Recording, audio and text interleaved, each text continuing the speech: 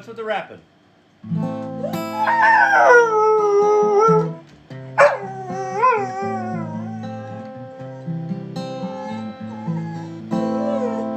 Well, I heard there was a secret code David played and it pleased the Lord. You don't really care for music, do ya? It goes like this, the fourth, the fifth, minor fall and a major lift. Baffled king composing hallelujah, hallelujah, hallelujah, hallelujah, hallelujah.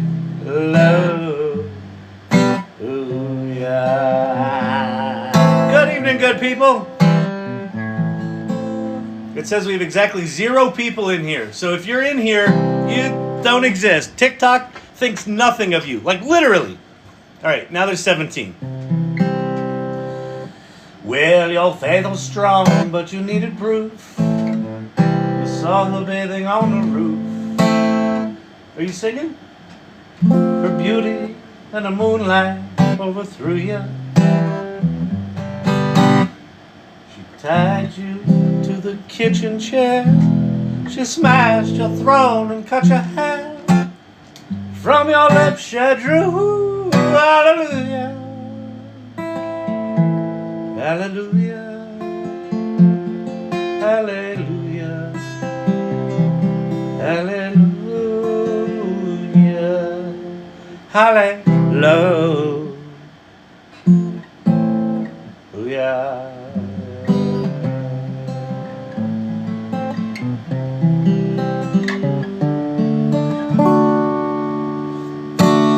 Satan wears suit and tie. Does he work at the Dairy Queen? Does he listen to rock and roll? Does he feed the mean? Singing hallelujah,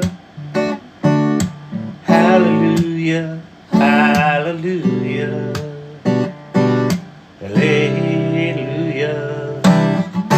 What about Jesus? Didn't he do it too? Yeah, hang out with the prostitutes, have a drink or two. Power of example, my mama said it and I heard. She said 1 ounce action beats a ton of words. Singing hallelujah. Mama said there would be angels, hallelujah. Mama said there would be sun.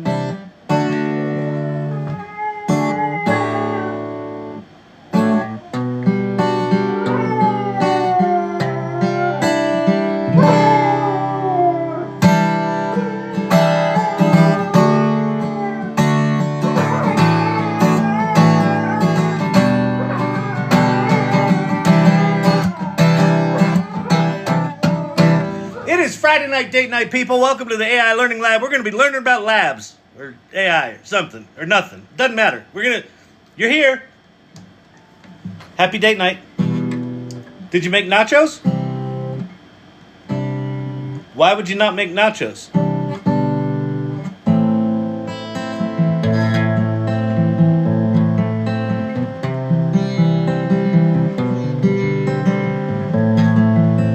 You know, can't we just have nice things?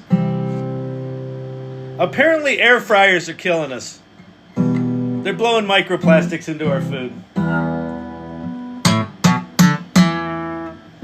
It used to be eggs were healthy, and then eggs killed you, and then eggs are healthy again. And they changed the rules, and then they're like, oh, we got a thing, all it does is blow hot air. You're like, great, that's healthy. No, you should be frying it in oil again.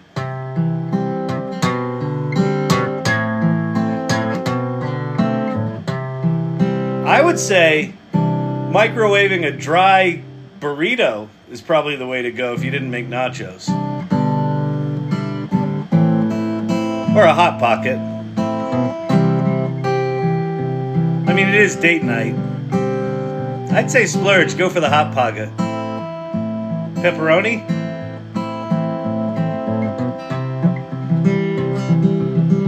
Tonight is Thai tea and working overnight. Wow.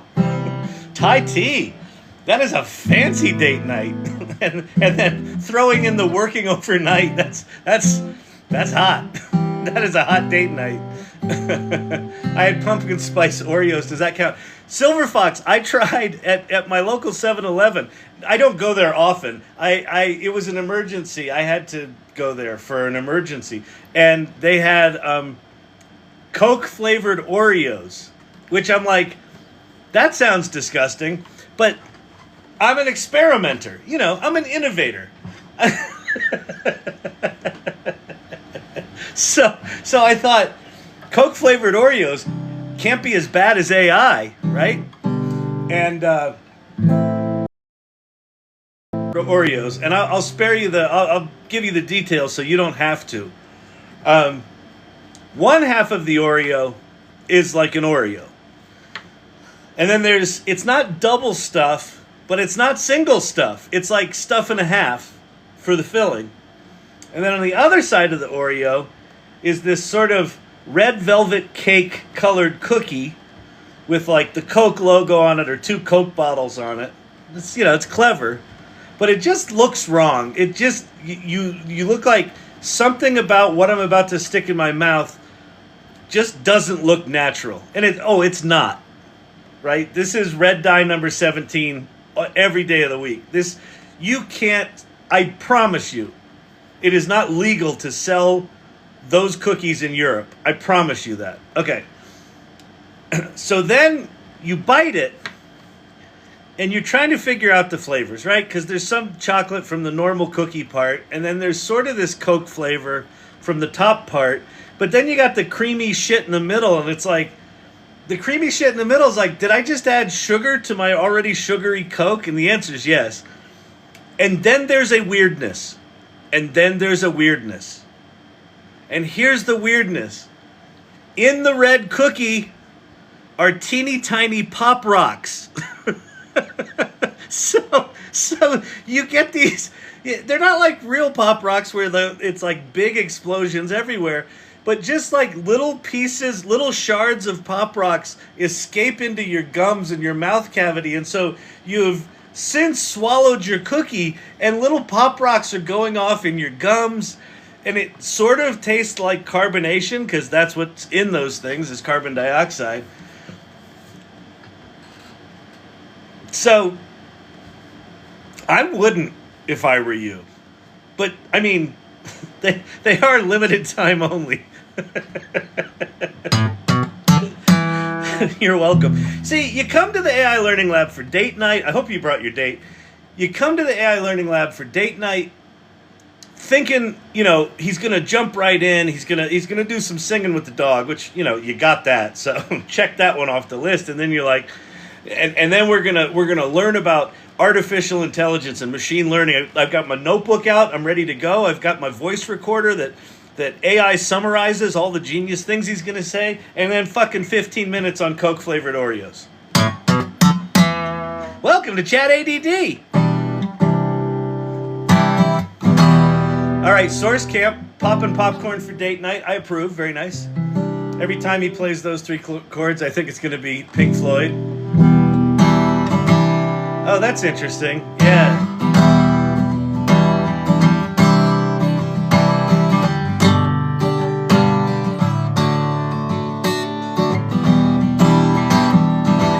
Yeah, those are very Pink Floydy, aren't they?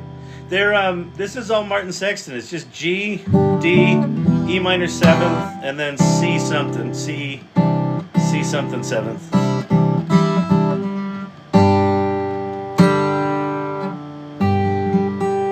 Sitting in this lonely town, wondering when things are gonna change.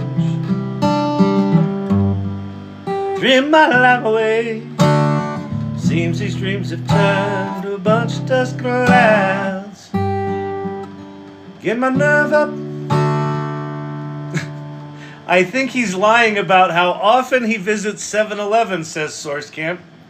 She knows damn well I'm at 7-Eleven 3 days a week.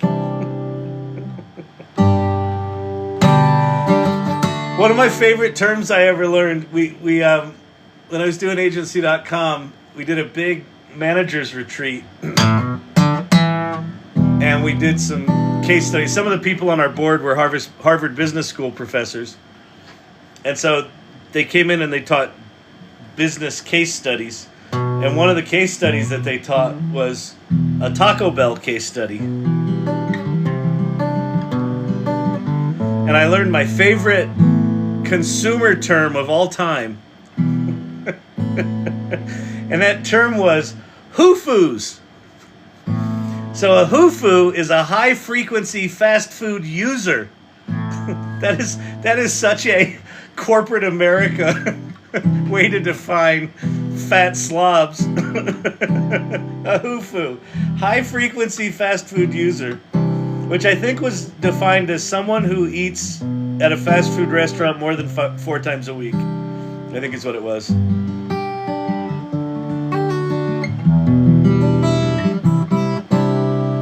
And the conclusion of when they asked the hoofus what they liked in their fast food restaurants, the things that were the most important to them did not include quality of the food, oddly enough.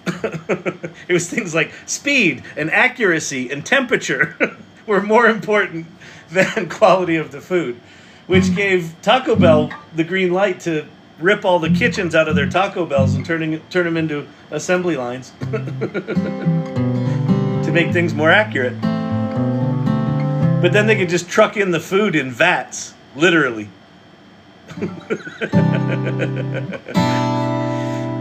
Got an interview with Nvidia for senior deep learning performance engineer position. Pate, that's fucking awesome. Holy shit, that would be listen. There are very few companies that I'm like, that would be one to go to. Like, that would be one to go to. Because even though they're completely overblown valuation wise, they're not. Like, it's going to take other companies so long to catch up to them. And Jensen is just a beast, man. He's just innovating up a storm. He's got all the developer relations. That would be super cool, Pate. I hope you get that. That's let's do some tappy taps for Pate. A little love for Pate on that interview. That would be amazing. Hey, Pate, if you get the job, can you hook all of us irregulars up with free graphics card? Yeah, exactly, Pate. That's really important. Get in there, start doing some of your mathy math, and then be like, oh, hey, by the way, I need like a couple of hundred of those H100s for some pals of mine. And just, you'd be like, hey, Jensen, I'm loving the retreat. This is great. I'm meeting other mathy kind of people. We're doing math magic. And then just say, hey, by the way, could you just swing like a small truckload of those things over for the, I'm in this group called the Salon, and we have like a small truckload of those things over for the, I'm in this group called the Salon, and we have a TikTok channel. If we could just each get one, that'd be cool. That'd be good. I like that. I think, and I mean, listen, I don't want you to do it in your first week, but I think week 2, why not? You're already there, right? I like it. It's solid request. But wait, so actually I have a question. So if I get an H100 graphics card, does that mean I have to get a fucking PC? Because that's fucking exhausting. Then I gotta get Windows or something? Never mind, Pate. We don't need. You know what? I'm just gonna let other people do it. I'll just rent my GPUs in the cloud. Hey, one thing I can teach you tonight is how not to use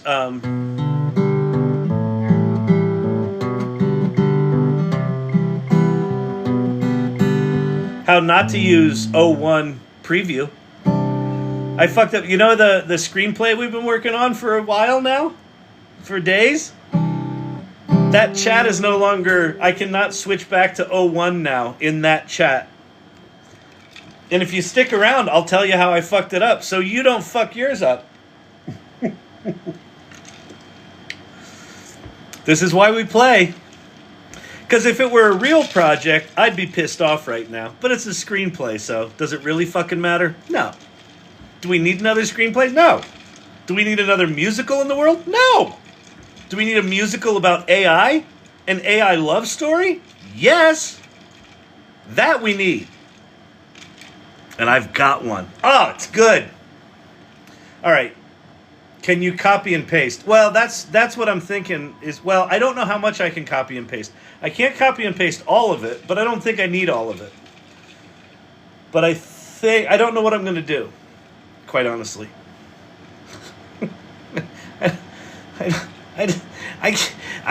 I'm exhausted. I don't know what to do. We only have the one and only Kyle. Yeah, I'm the one of me. I'm one of one. I'm like that crazy NFT you got. You're like, I can't believe I got this one. And then now they're still worth nothing. I've got the most rare NFT. How much is it worth? Let me check. 27 cents. I only paid 14 ETH for it. How much is that in dollars? Oh, we don't count fiat. We just count ETH. So it's still worth 14 ETH. Okay? All right? Okay.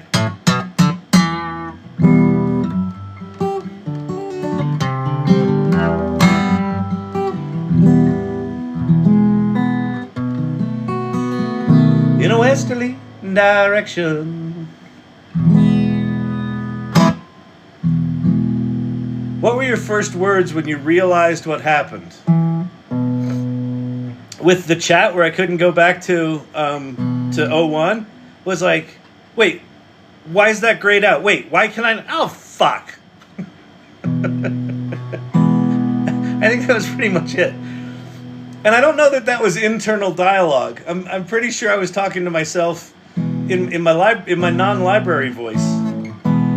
Can you go back and regenerate the previous response to the mess up? I don't know. Did you lose your screenplay text? No, it's all still there. Yes, Joker. Joker got it. Joker wins the prize for how I fuck things up.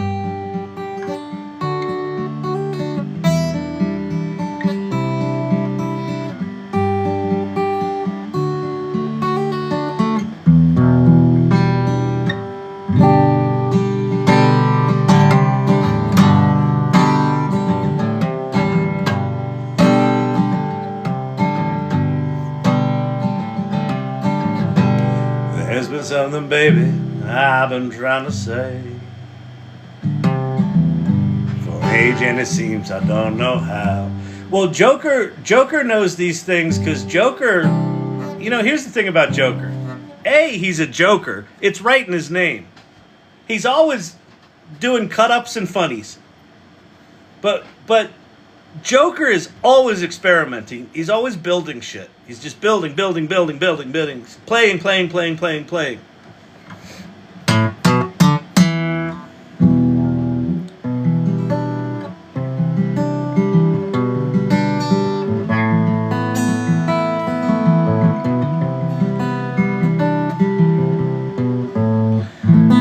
So, one thing I would encourage you to do is while I'm just here dicking around thinking about what I'm going to say,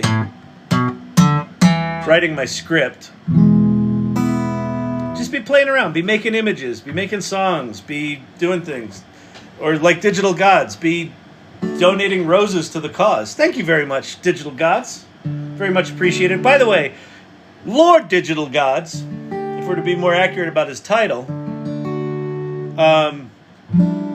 has done some saintly work in making sure that all of the AI Learning Lab videos on YouTube have descriptions. He figured out some fucking master prompt that turns 2.5 or 3 hour transcripts into a decent description in chapters.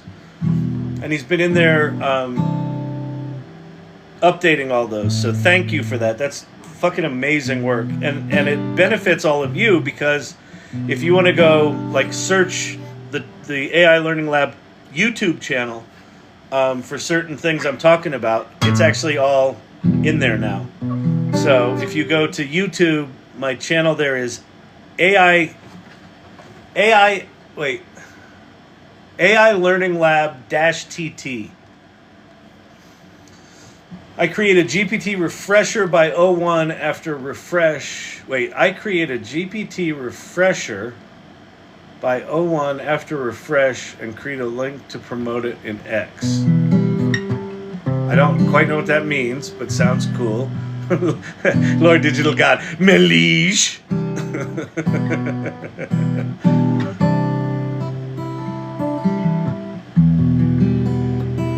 Yes, what Joker said is, Joker, you killed my punchline.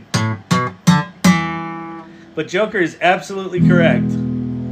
So one of the things people on TikTok and on X have been saying is, hey, one of the ways to use '01 is to switch back and forth between 4.0 and '01. And you're like, oh, that's cool.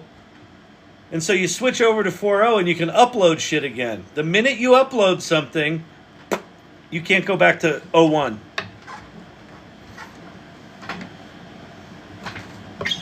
Now, not for nothing. They've been working on this for 2 years. They could have popped up a modal on that one. Hey, you know, if you upload something right now, it's going to hose you for the rest of this conversation. You good with that? That wouldn't have been that tough. Should we let them switch back and forth between models? Oh, yeah, that sounds good.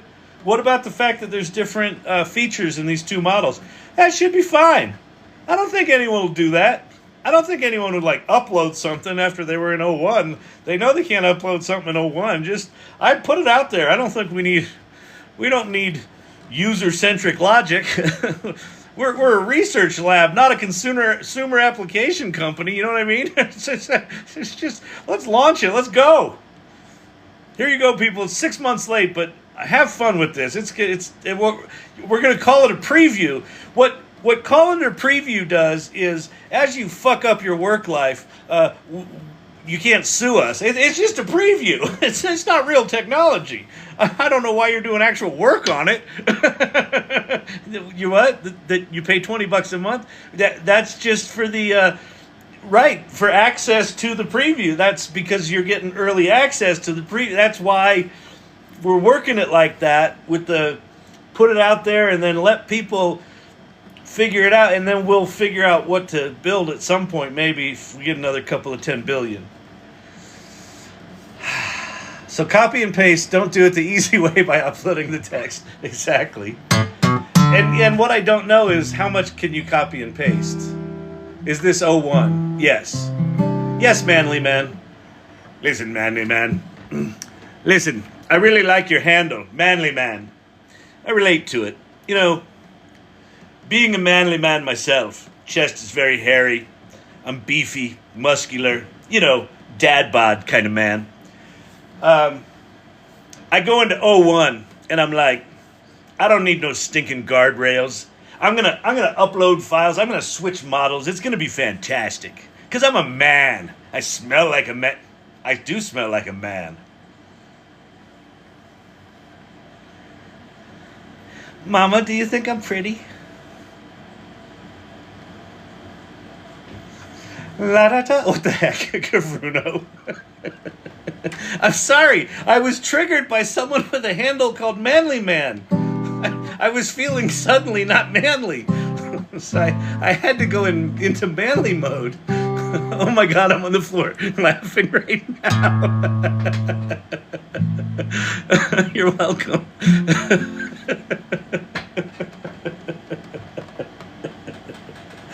Oh my God. Mama, do you think I'm pretty? You have nice hair.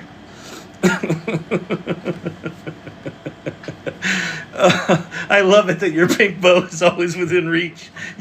Listen, if you're gonna do this once, you have to be willing. You have to be willing to go back. I still don't know how I'm wearing this wrong. Should it be higher? Is this it? Don't do it again. We're going to lose audience. I think it's Friday night. You're watching an old man on TikTok. I think we've all got some answering to do. You're committed to the bit. I am. Listen, this is one thing I've learned about comedy. When comedy is painful and awkward is when the person doing the comedy doesn't commit to it. You can make something not funny by committing to it. And you can make something funny not funny by being a pansy.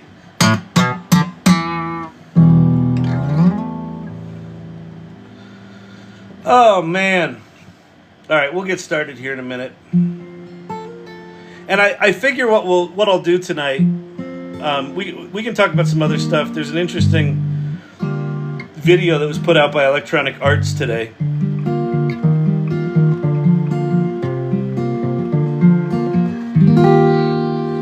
And then I think October 10th, is that right? Is OpenAI Developer Day. So I think early October we're probably going to get the next version of O1, which might include the ability to upload things.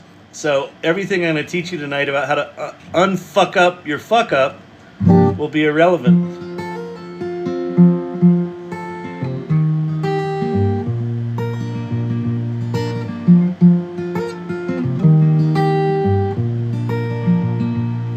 "10,000 words swarm around my head, 10 million more in books written beneath my bed.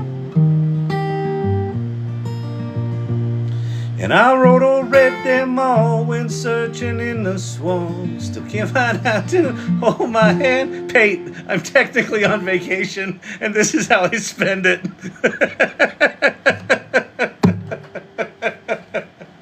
I'm so sorry. Hey, Pate, welcome back. You know, the tensors are just not as efficient since you've been gone. I hope you had a good vacation. What'd you do on your vacation? I don't want to talk about it.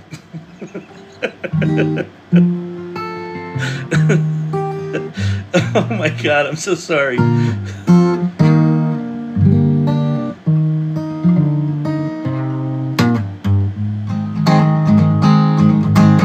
I'm even in Denver right now. Oh, wow. Are you really?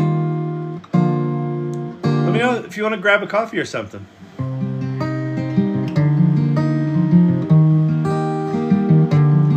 Question, please. With AI, what jobs will survive if work is getting done better and cheaper? Than us. The short answer is I don't have a fucking clue, Ocean. I don't think it... Here's my sense of the job thing. I'll take off my guitar for this one because I think this one's important. And I think a lot about the job thing. And unfortunately, I don't think it's going to be linear. I don't think it's just going to be this job is over. And here's where my thinking is with it.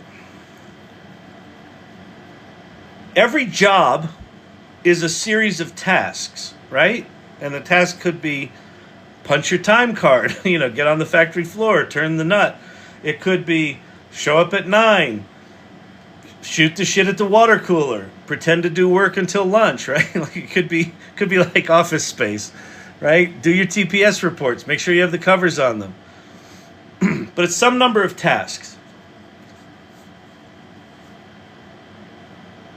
And the AI tools or agents or whatever the fuck they're going to be called in the future are going to get better and better and better at tasks. And I don't think it's going to be an even distribution. So if you've got a job that's a single task, essentially, and that task gets automated, then that job's gone. But most jobs are not a single task, right? Most jobs are, you got to do some thinky work, you got to do some hands-on work, you got to do some administrative work, you got to do some networking and learning and development work. So there's all these different tasks that make up a job. And so what I think is going to happen is that if you have a whole job, some chunk of it is going to get automated out. And well, there's still sort of 3/4 of a job there. So you're probably still doing that, and then you fill this time with something else.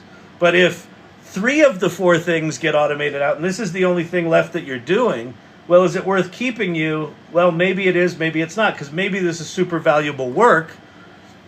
But maybe it's like, oh, that was all the work we did. That doesn't really matter anyway. These were the important things. Then you might lose a job. So I think the job disruption is going to look really weird. Like it's not going to be clean. It's just going to be messy and weird. And then by definition, if your job description, like on the piece of paper you got hired and it said you have to do these 4 things for your job and then 3 of those are automated out, you're now holding a job description that's no longer accurate for that job. And your employer may decide to keep you and say, well, we still need project managers, but how we define what a project manager does is going to have to be completely rethought. So I think there's going to be like 2, 3, 4, 5 years of companies trying to figure out what the fuck people even do. And then where's the value? And then where do we need people doing this? And where do we not need people? And who's doing the coordinating? And who's doing the high-level strategy? Who's doing the critical thinking to get these machines to do what we want them to do? Who's doing the curation? Who's doing the refinement? Because a lot of that stuff is going to be new jobs. But it might not be in your job description. So I think at a super generic level, I think it's just going to be chaos for a while. And it will settle out, but it's going to be a while. And I think a lot of companies, like that subtlety of parts of a job get automated, but parts of them are still there. When do we keep a person? When do we let them go? I don't know. The other thing that we can't really, well, we can.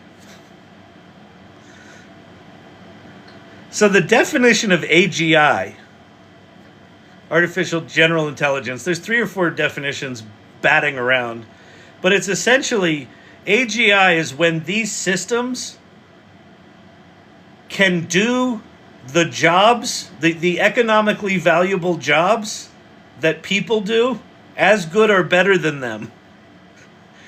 Like all of their job. And it really does appear that we're going to have AGI in 2025. So this is not 5 years away. In the next year, we're going to be confronted with, holy shit, that AI can do all of my job.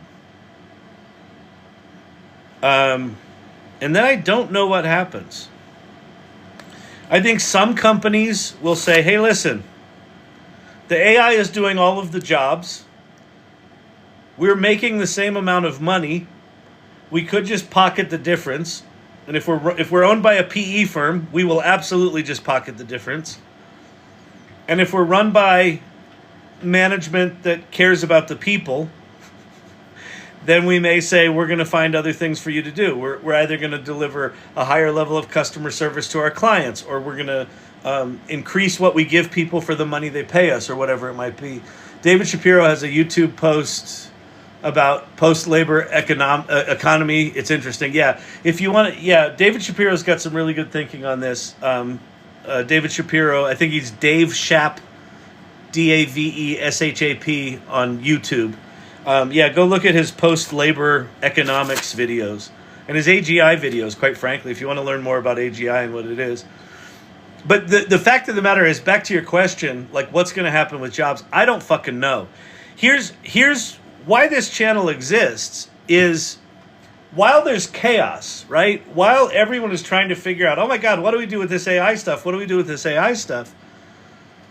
They're going to be desperate for people that know what's going on with this AI stuff. So one of the things that we talk about in this channel is play first, mindfully create, and then generously lead.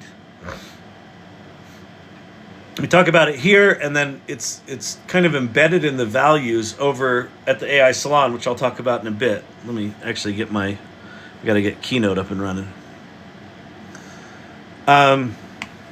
Play first, mindfully create, generously lead. What is that? That is what we've discovered is the journey to AI literacy. So the play first part is just learn, just play, just Go, play. All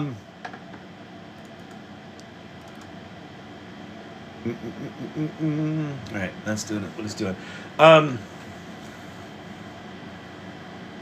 There's so many tools that are so good right now. You just throw a dart, you'll hit a tool, it's going to be fantastic, and you're going to be like, oh my God, I didn't even know that was possible. There's the AI Salon. If you want to check out the Salon, go to the salon.ai and click on join the community and go join the fucking community. And you'll see on the welcome page, the first thing you'll see there is play first, mindfully create, generously lead. So play first is just play with these tools. A lot of what I do on this channel is just stupid parlor tricks and stupid shit to just kind of push the boundaries of these AI tools. Why? Because I want to figure out what can they actually do, what can they not do. Like the thing that I discovered about if you switch into GPT-4 mode and upload a file, you fuck up your whole chat. One of the things I was excited about that long chat was having a long chat that didn't lose its context. And now I've got to go fucking reinvent it. Like, okay, that was a thing I learned. I learned a boundary there. You can't do that. So that's play first. Mindfully create is then do something. Go build something. Solve a problem. Do something at work. Do something at home. Make a kid's book, right? Like Brandon's books that he makes for his kids that has them laughing in stitches and learning shit. This isn't like an ABC letter book of all different tech terms about AI. He did this in like 4 hours. That's mindfully create. And then generously lead is fucking talk about it. Tell people how you did that. Tell people what you were doing when you realized, oh, I could make a kid's book and it could be this. And I'm really passionate about that. I think the dog just got kidnapped. And what will happen is this.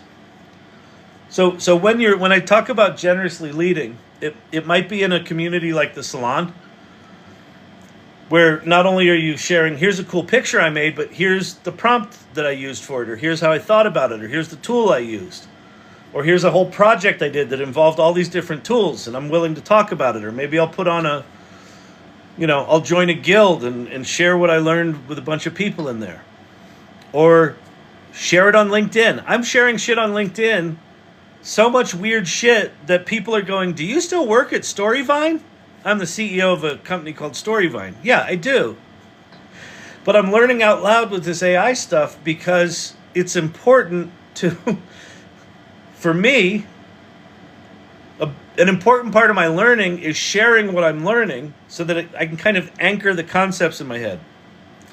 But what ends up happening is when you share like that, when you share publicly what's working, what's not working, where you're frustrated, where you're absolutely mind blown how amazing it is people start to recognize you as a leader in the AI space.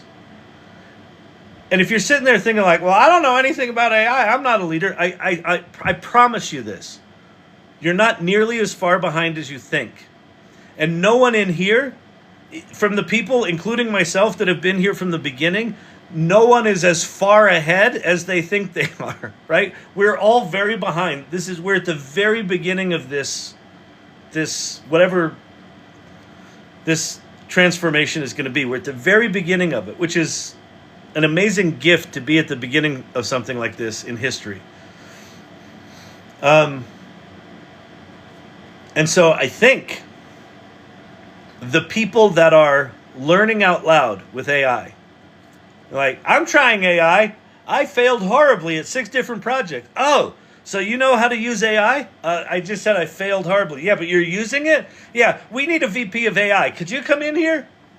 I think there's going to be a lot of work to be had by people that have the aptitude to be good at AI right now, which is things like being curious, being adventurous, being brave, being playful, being generous, having good taste and discernment, the ability to curate content that gets created. Source Camp, I'm so thrilled to be on this journey with all of you. Y'all make it so fun. Yeah, I know. It's amazing. It's amazing being on a journey with other people that are exploring it and trying to figure it out, and they're passionate about it, and they're like, I can do this. You can do this. And you know how many times in here or in the salon, people that 2 months ago were like, hey, could anybody help me? I don't know anything about this. And then 2 months later, they're like, hey, I just got asked to give a big talk at my company, and could anybody help me? And then before you know it, they're like, oh yeah, I just got appointed to the AI committee for my whole big Fortune 500 company. They didn't go to school for this. They don't have a PhD of mathematics like Pate does. If you got a PhD of mathematics, go build the shit. Go build the shit that we get to use. If you don't, do stupid shit. Just go play. And learn what this makes possible. And then what happens is this. Here's how this translates for you and your job. Because AI tools are a general tool, right? AGI stands for Artificial General Intelligence. ChatGPT is a general tool. It's been trained on all the shit on the internet. Not just, literature. Not just coding. Not just medical shit. Not just business shit. All of it. So it's a general tool. So that means it's going to affect everything. So when you go and you start playing with AI, what you will naturally do is play with it with whatever worldview you have, right? We all look through our own little worldview glasses. And like a lot of what's in my background is storytelling and writing and entrepreneurship and things like that. So when I play with these tools, I tend to play with them in the area my knowledge is. So I get really good at using these tools for those specific things. And to me, those things I get good at feel obvious because, that's the shit I know. And it's just like, well, yeah, this is how you would use AI for this stuff, right? It's obvious. But someone who doesn't have my worldview is going to look at how I interact with writing and AI and go, oh my God, that's amazing how he does that. How does he think like that? But then they're going to use AI through their worldview, and I'm going to look at how they use it and go, oh my God, he approaches it in a completely different way. So you don't have to master AI. All you have to do is learn AI enough through playing with it that you can start to understand how you would express your ideas and generate things from your ideas with the tools. And then you will become this really specific domain master of certain handful of AI tools in your certain worldview. And people are going to look at that from the outside and go, I need someone like that. Right? In my case, they might look at me and go, no, we don't need storytellers. We need engineers. Okay, well, I'm not your guy. But if you're like, we need storytellers that really, really understand this, you're going to look at my stuff and go, oh, this is someone who knows what's going on. So I think that's going to be the path to work, is just be in the game and be yourself with AI. And just share.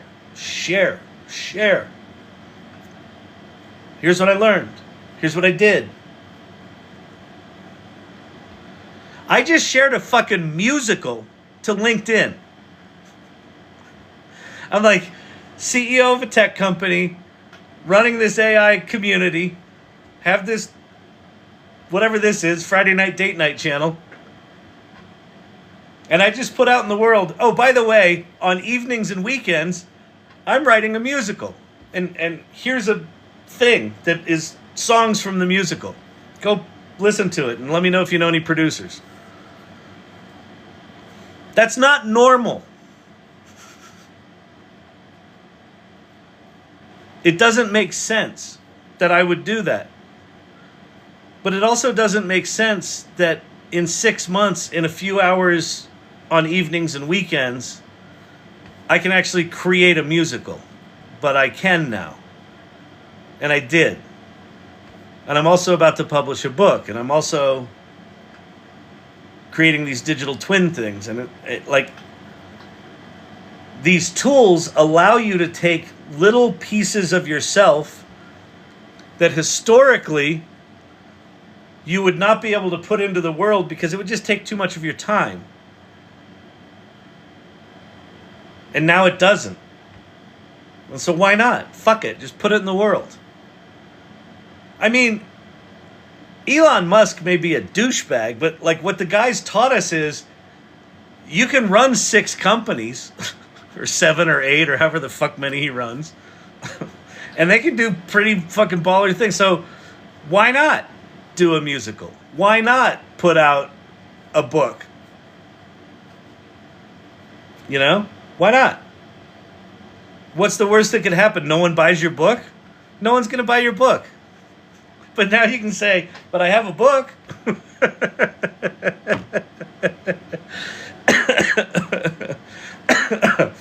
Oh, man. Oh, Source Camp. Oh, yeah. I was asked to be a keynote speaker for a group out of Indiana. I'm in Texas. That's a perfect example. Perfect example. Source Camp. She's got an AI agency. She's a consultant, a coach, a leader in this space. She just puts herself out there. She used to run a construction company and an interior design company. And I don't, like, forgive me if I get the details wrong. But she was in a completely different area. And now she's doing this. But she still knows all those people. So when she meets with her designer friend, she's like, oh, you want me to design you a bathroom in 5 minutes? And they're like, what? She's like, yeah, here, look at this.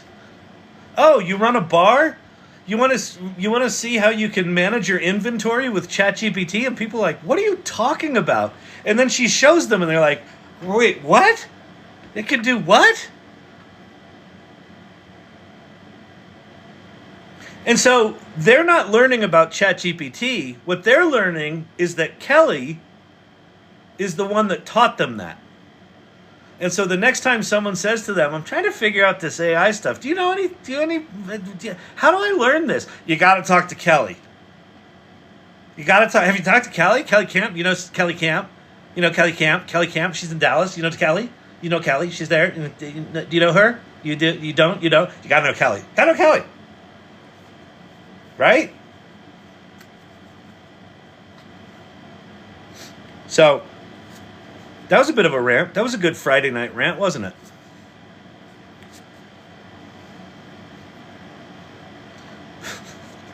This channel is... Somebody asked me a question I don't know the answer to. Actually, this is a clue to my personality.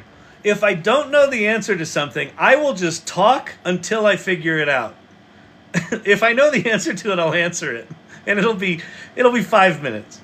If I don't know the answer to it, I'll talk for an hour and I'll eventually come to something. And I mean, I really do. I mean, this all does circle around to be in the game, be playing with AI, be curious about it, be building with it, be playing with new shit, be curious enough, like start following people on Twitter who talk about AI shit. Like do what I did, unfollow all the NFT bros you used to follow. And start following, founders and, Robert Scoble. Robert Scoble's out of San Francisco. He's got all these lists that he makes of all these different AI people. Go start following his lists. And just go check those lists. And just fucking 15 minutes a day. Just go see. Are there any stories that repeat themselves 7 times or more? And if there are, that probably means something's going on. You know what I see on LinkedIn? Fucking 10 times a day right now? Have you tried the new podcast maker in Notebook LM? It's fucking everywhere. And if you haven't made a podcast with Notebook LM, what are you doing with your life?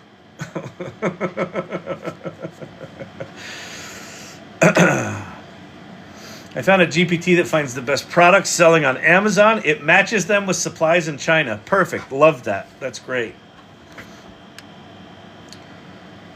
Ask AI questions about everything and anything all of the time. Yes, absolutely agree with that. Okay, so here's the thing about generous leadership. Generously lead. One half of that looks like Here's what I learned. Here's what I didn't learn. Here's where I'm frustrated. Here's where I'm brilliant. The other half of generous leadership is, hey, does anyone know how to do X? Hey, what's the best tool for this? When you ask questions, this is one of the things that struck me about why the salon is so remarkable. When you have a community of people that check their ego at the door and are willing to be generous and are willing to be empathetic, it also allows them the freedom to be vulnerable and not be experts. And so what happens in the salon, how I came to this, like, this is a relatively new revelation to me, that leadership has got this dual component to it. One thing is lead, right? Here's what I've learned. I can walk you down the path. Follow me, lead. The other half of it is, if you drop your ego and you're willing to say, I don't know something, do you? What you've actually done is you've created a space where someone else can step into it and they can be a leader. They can lead you. And so what the salon is this really organic back and forth leadership things where sometimes someone's in a leadership role and they're like, I can teach you that and I can walk you down the path. And literally 5 minutes later, they're like, hey, I'm totally clueless here. Could I get a hand? Oh, sure. Someone else steps into that. That's what makes this group special. Is no one's the expert. And when no one's the expert, everyone's got a chance to be a leader. And that's what's happening here. It's really powerful. I turned a guy at work onto ChatGPT, and now he uses it more than I do. Listen, tell me about it. I helped create these digital twin things at Content Evolution. There's people in there that are slaying it, including Cindy Kuhn, slaying it with using her digital twin to do all sorts of work. And I never remember. I'm like, I should use my digital twin. I'm like, oh, fuck it. I'll just use regular ChatGPT. And it's stupid. But that's a good sign. If you're walking people, up to the watering hole and they're jumping in, that's awesome. All right. Very true. So cool. Ai Salon is very unique and open and lovely. Thank you, Cabrino. I agree with that. Love that. Hello, all. Hello, Sammy. What's your name? Sammy's Gift Shop. Oh, what's happening? Claude versus ChatGPT for writing. Well, okay, Sammy. This was a toss-up before, but I think it's not now. Well, no, it's still a toss-up.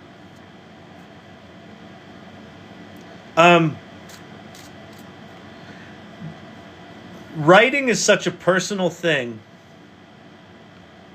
that writing is kind of like schools. Like, if you ever tried to choose a school for your kid, and you have all these parents going, oh, we love that school, we love that school, and then you put your kids in that school, and you're like, oh, we fucking hate that school. That's how LLMs are with writing. Some people I know swear by Gemini for writing. Some people love Claude. Some people like ChatGPT. I personally like ChatGPT, but it's just because that's what I imprinted on. But Claude's really good. That said, the new O1 model,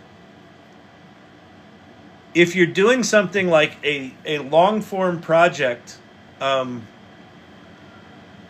where you want to write, not just paragraphs here and there, but you want to write like a book. So you want to write an outline, and then you want to flesh out that outline.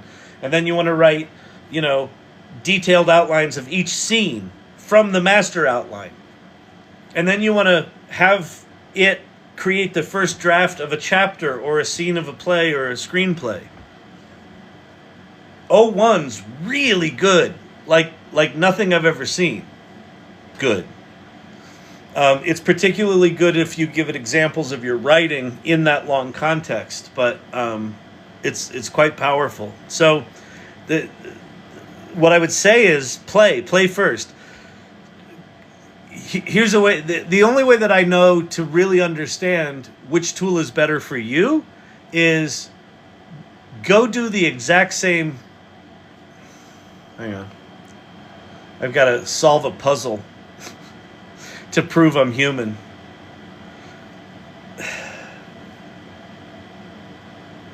And now it's hung. Is it hung? Can you still see me? Am I still live?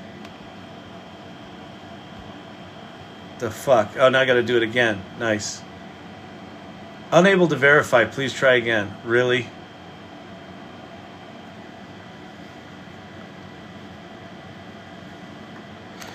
I would say take the same exercise and go do it in Gemini, go do it in Claude, go do it in ChatGPT. The other thing about ChatGPT is now 3 different tools. Here, let me show you.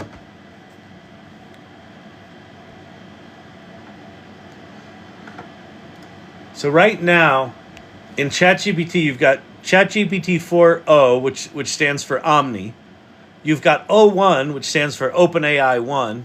Like the fact that they use 2 little O's that actually mean different things, staggering to me. And then you also have GPT-4 Legacy.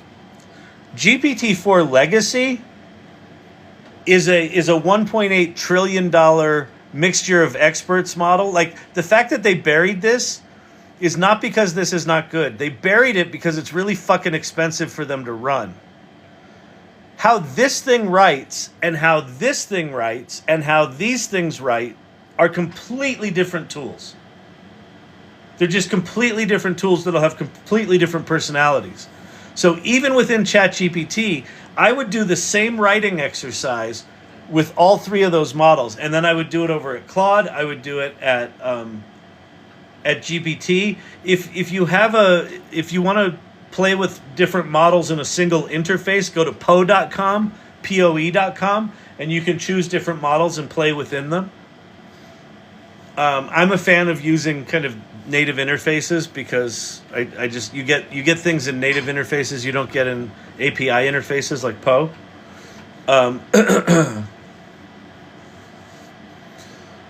You know, if you pay your $20 a month to ChatGPT, not only can you write, you can visualize scenes. So you can have it write a chapter and then say, hey, you know, give me 3 different images from that chapter. And I want them to look like watercolors, and it'll just spit it out right in the context of the conversation. It's quite remarkable. But that model, don't forget about GPT-4, because it is very different than GPT-4 Omni. Poe has O1, by the way. Okay, great. Yep, good to know. Appropriate for date night, checking out different models. There you go. Exactly. And then, yeah, like Claude. Actually, you know what would be cool? Let's go try something with Claude. Okay, so I'm in a very long chat that I corrupted by uploading a file to it. I'm going to go find my outline. Oh, wait, I've got a different document that's got the outline in it, don't I? Yes. Okay. Okay, so this is an outline for this screenplay I'm writing called The Album. That was, it was just kind of a little couple of scraps of an idea of a screenplay. But I had a pretty clear sense of the opening of the screenplay. So I wrote the opening of the screenplay. I wrote the major act plot points and not much else. And then I came into Claude or into O1 and I had it write the outline. So I'm going to try something now. I'm going to go over to Claude and I'm going to try something fun here.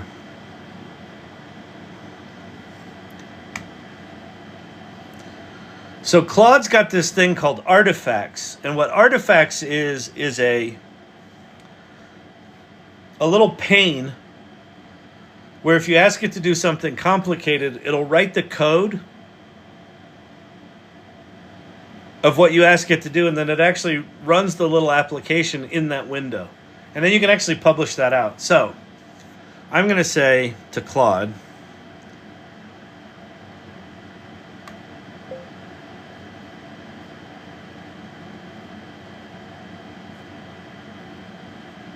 I want you to act as a story consultant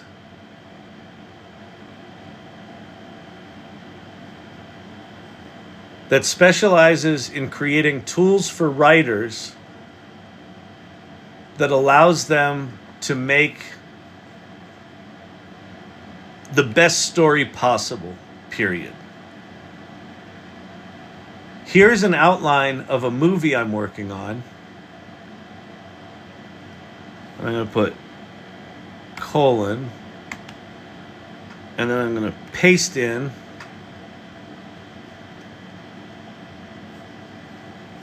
so I just pasted the outline.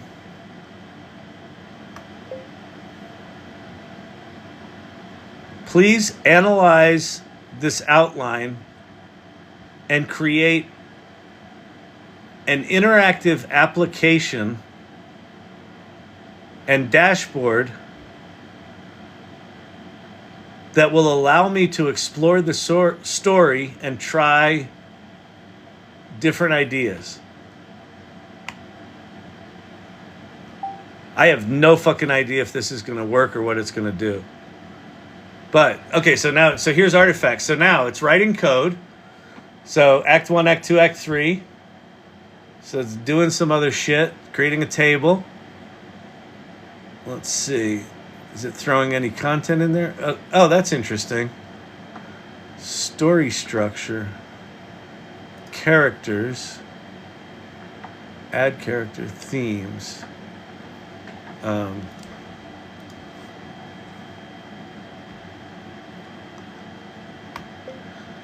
Make it much more interactive and much more visual, and give me the ability to make different choices and see how they affect the story.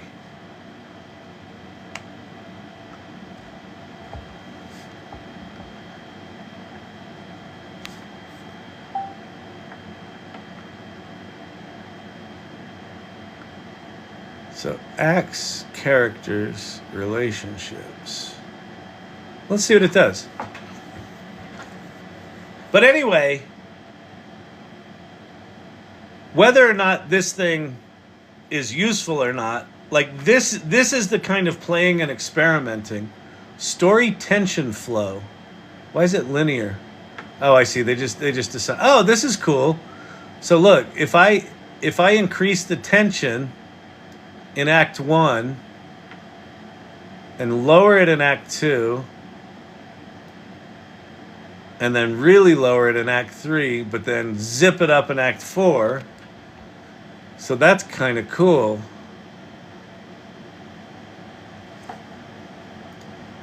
So here's characters. So here's relative importance of characters. This is kind of cool. Like what would be cool is if you change these sliders, it actually reworks your outline. Here's character relationships. Jack and Silas is mostly negative. But like what happens if you change the Jack and Silas relationship to mostly positive? Wow, this is kind of cool. What if scenarios? Let's say in Act 2, select a choice, keep the secret, make choice. So it's not doing anything. But this is the right idea. All right, so let's say, okay, the interface is looking better, but moving the sliders doesn't seem to do anything. Why don't we add an element that I can move the sliders and then at that point push a button that says regenerate outline, and you actually rewrite the outline based on those new choices. If it can do that, holy shit, have we just invented a cool new application. Right? Make it interactive with buttons. Yeah, exactly.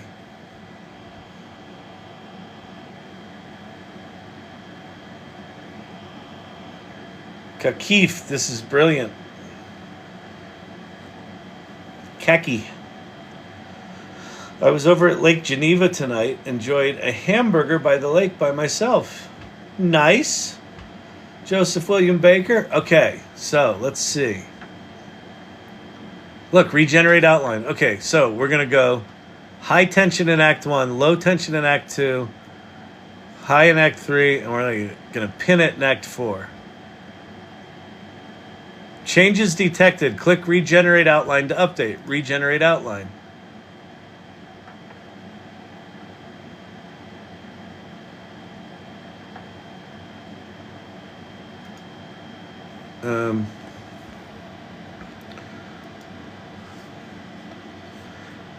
When I click regenerate outline, it doesn't seem to do anything, period. Ideally, that outline is regenerated in this panel, not in the application panel. Can you make that happen?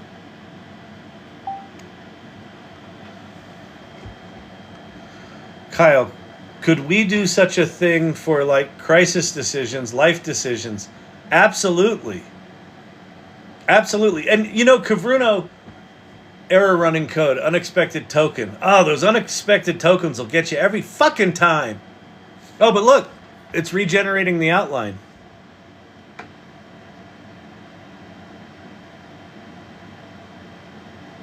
Huh. There you go. So, Kavruno, so what's striking me increasingly is that until we have agents that can deeply understand what all of these different tools are good at, it's our job to kind of know this. But like how I would do something that you're talking about is I would use O1, right, which is this reasoning engine, and I would say, help me do some scenario planning about, you know, making life decisions or whatever it is. And I would have O1 come up with the big framework and here's all the scenarios, or here's all the options, or here's what it might be. Let O1 do the heavy thinking to distill all the options down into some sort of framework. And then I would come into Claude and paste that framework in here, or upload it as a text or PDF document. And then I would say, let's start building an application to bring this framework to life. So yeah, you could absolutely do that.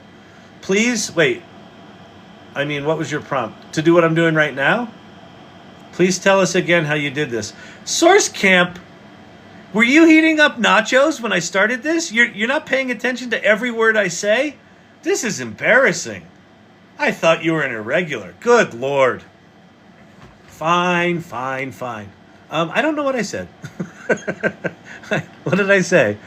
I said, I want you to act as a story consultant that specializes in creating tools for writers that allows them to make their very best story possible. Here's an outline of the movie I'm working on. And then I pasted the outline that O1 generated, and it turned it into this pasted document. And then I said, please analyze this outline and create an interactive application and dashboard that will allow me to explore it and try different ideas. And the first one it did was just really lame. It was like, you know, there's your story structure. And I guess this is, number of scenes. 21 scenes, 14 scenes, 13 scenes, 9 scenes. So that's a completely useless graph, right? There's more shit here. There's characters, and you can add a character, but like we don't know what you're adding it to. And then there's themes, and you can add a theme. And then I said, after it did that, I said, make it much more interactive and much more visual, and give me the ability to make different choices. And then I said, let me regenerate the outline based on the choices I make. And then that fucked up, and then now it just fucked something else up. So let me go back to 4. So 4 broke, so I'll say, the application broke with an unexpected token, period. Please fix that. And also, when I hit the generate new outline button and you write the outline in this panel, please make it a detailed outline, not a truncated one.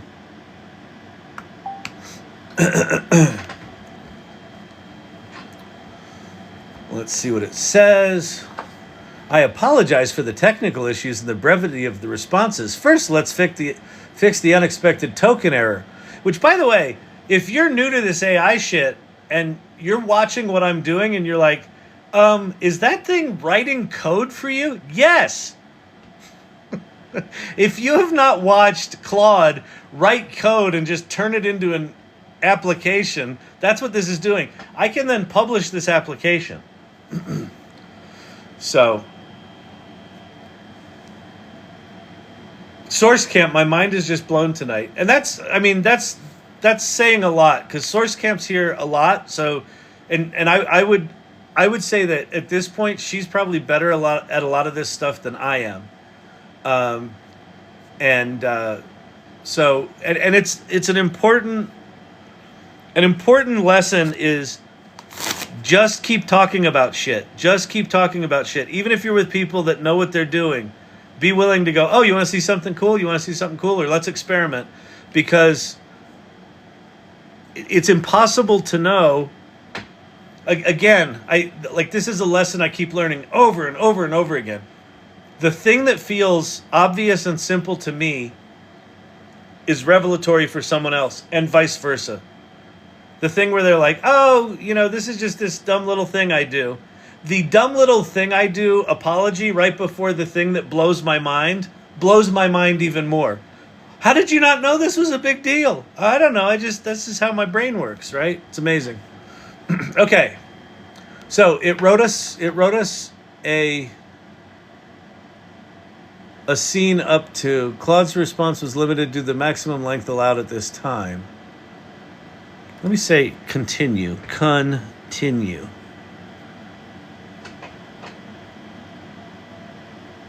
All right, so it's continuing. All right, that's good. So let's go back in here. So we're going to say, we're going to up the tension in Act 1. We're going to lower it in Act 2. Let's lower it. No, that's a stupid drama. This is a better drama. All right, so let's let that finish up. So that's still working on the original outline. There's Act 3. It's even given us page numbers, which is nice. Screenplay should be 120 pages, by the way. In general, with a screenplay, each page is a minute, and 120 pages equals a 2-hour movie. That's where that number comes from. Okay. So we made some changes to our dramatic arc. Let's regenerate the outline. Now, in theory, that should trigger something over here. But I don't know if there's a relationship between what happens in this window and what happens in this one. It appears that there's not. It appears that there's not a relationship between the application you wrote and this window where I'm chatting with you, period. Is it possible to have the generate outline button in the application actually have you regenerate the outline here? Let's see what it says. It might just go in and start reprogramming stuff. You're absolutely correct that there isn't a direct connection between the React application I've described and this chat window. In a real-world scenario, if you were a real programmer, you'd create an API hook so that this could work, but you're not, so deal with it, loser. Given the limitations of our current setup, let me explain how we can simulate the functionality. The React application is described as a theoretical front end that would collect user inputs and changes. In a full implementation, you click generate. Okay, so let's do this. Okay, great. So then let's have the application with a button that now says generate a prompt to rewrite the outline, period. And when I push the button, it should write a prompt that I can then copy and paste into this window that will let you know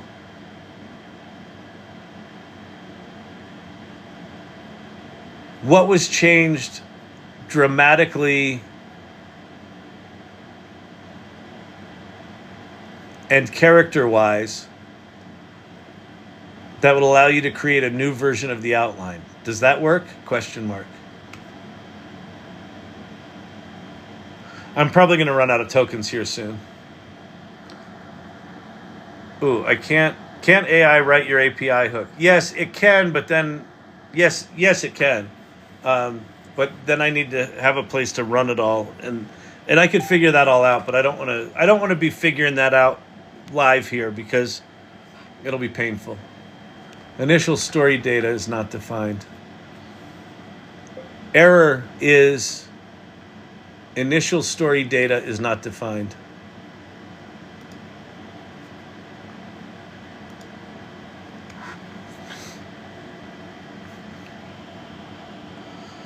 Love taps for the AI Learning Lab. What are we up to? Oh, wow, shit, we're up to 25,000 likes. You guys are amazing. We got 71 folks in here on Friday night date night. Welcome, welcome, welcome, Friday night date night. No relationship. Well, this is why we play. Replit.ai is good at deployment. Yep, absolutely.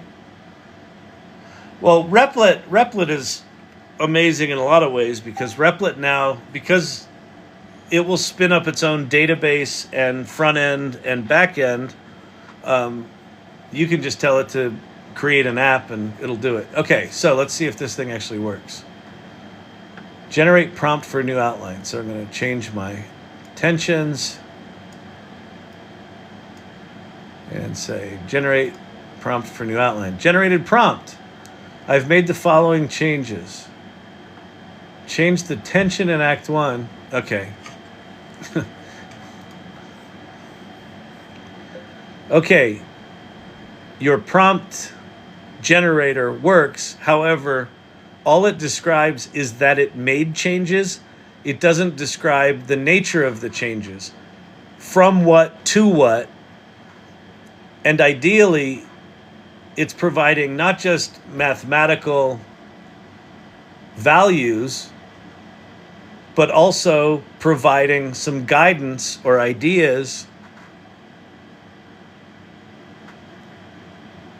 that will allow you to write a new outline based on the changes, period.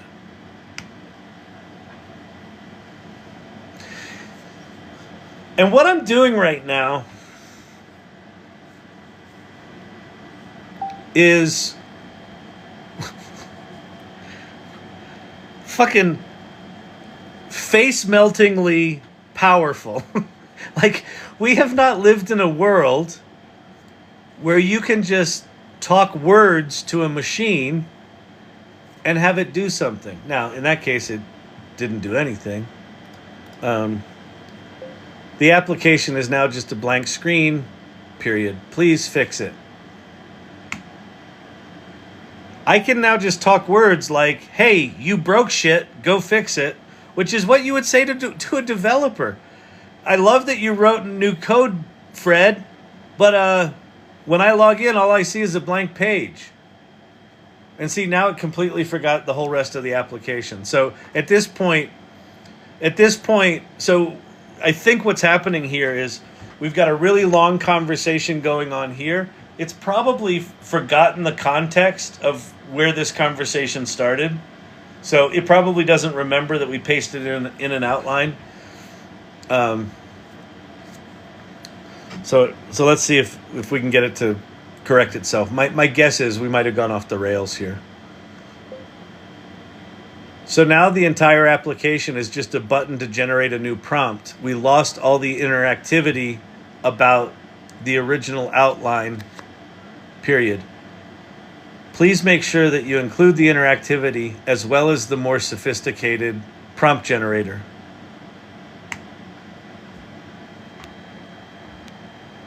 Let's see what it does. I apologize for the confusion. Yeah, well, you should apologize. I want perfection. I want perfection and I want it now. Yeah, you palooka. Yeah, see? I'll tell you what. Yeah, go down to the docks. He's a palooka, I tell you. He's a palooka. Wait, a gun? A gun? I probably can't even say that word, can I? I was acting like the stupid movie. Don't cancel my channel, TikTok. Thanks. La da da da da da da da la la la la da da. This is a lot of code this thing's writing. All right, there's our app is back. That's good. Lower tension, higher tension, lower tension, higher tension. Generate new prompt. All right. I made the following changes to the album. The tension in Act 1 has decreased from 30 to 23. This suggests that Act 1, The Orphan, should be more relaxed and easier for the characters. Consider adding more moments of respite and character development. Act 2, this is perfect. Based on these changes, please generate a new detailed outline for the album. Act 2, this is perfect. Based on these changes, please generate a new detailed outline for the album. Thematic, this is awesome. So this actually fucking worked. All right, so copy this, go back over here, paste this in as a prompt. Boom. Let's see what she does. Certainly. Here you go. Damn.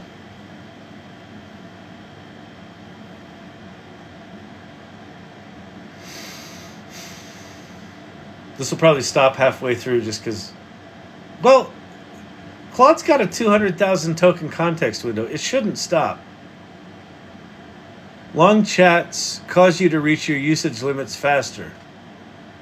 Okay, yeah, I get it. So we can start a new chat.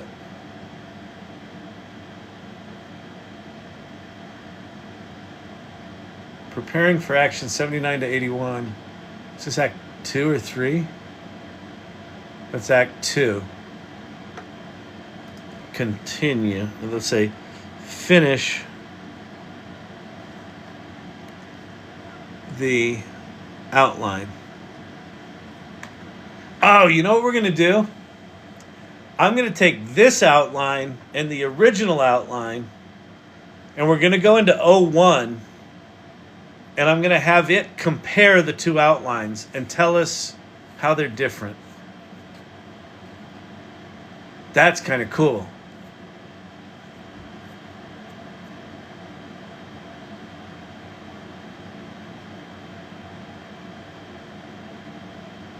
Okay. Page 115. Okay.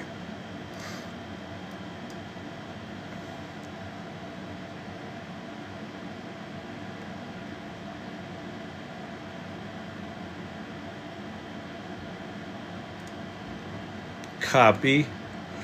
Go over here, go new. Go paste. Okay, so what we're going to do now, excuse me. By the way, this is just fucking cool, isn't it? So I could change character importance here and then generate a new prompt. I could change relationship values, generate a new one. I could change what if scenarios. Well, that one, that's a shitty thing, but these three are actually useful. I mean, not for nothing. How cool is this? This is an application where you would upload, you would either describe a story, or you would upload an outline, or upload an entire screenplay, have it analyze it, give you all these sliders, change the sliders around, and then just have it rewrite whatever you gave it. There you go. There you go, people. All right, so let's go to ChatGPT. We're going to go to 01. We're going to do a new chat. We're going to go to 01. I'm going to say, I've got 2 outlines for a screenplay that I would like you to analyze, period. I want you to act as a screenwriting consultant who specializes in concisely communicating and distilling a story to its essence, period. I'll paste both outlines below, and then I want you to give me a concise analysis of what each story is, and then characterize how they are different, period. So we're going to go outline, oops.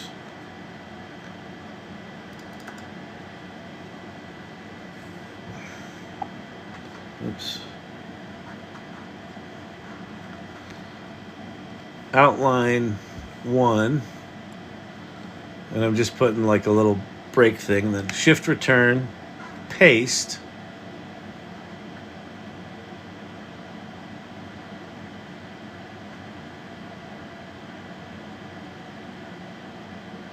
Okay. And then I'm going to go bum. Outline 2. Go down. And then I'm going to go over here and I'm going to grab all this, copy. I have a feeling this is going to shit the bed, but let's try it. Did it eat it?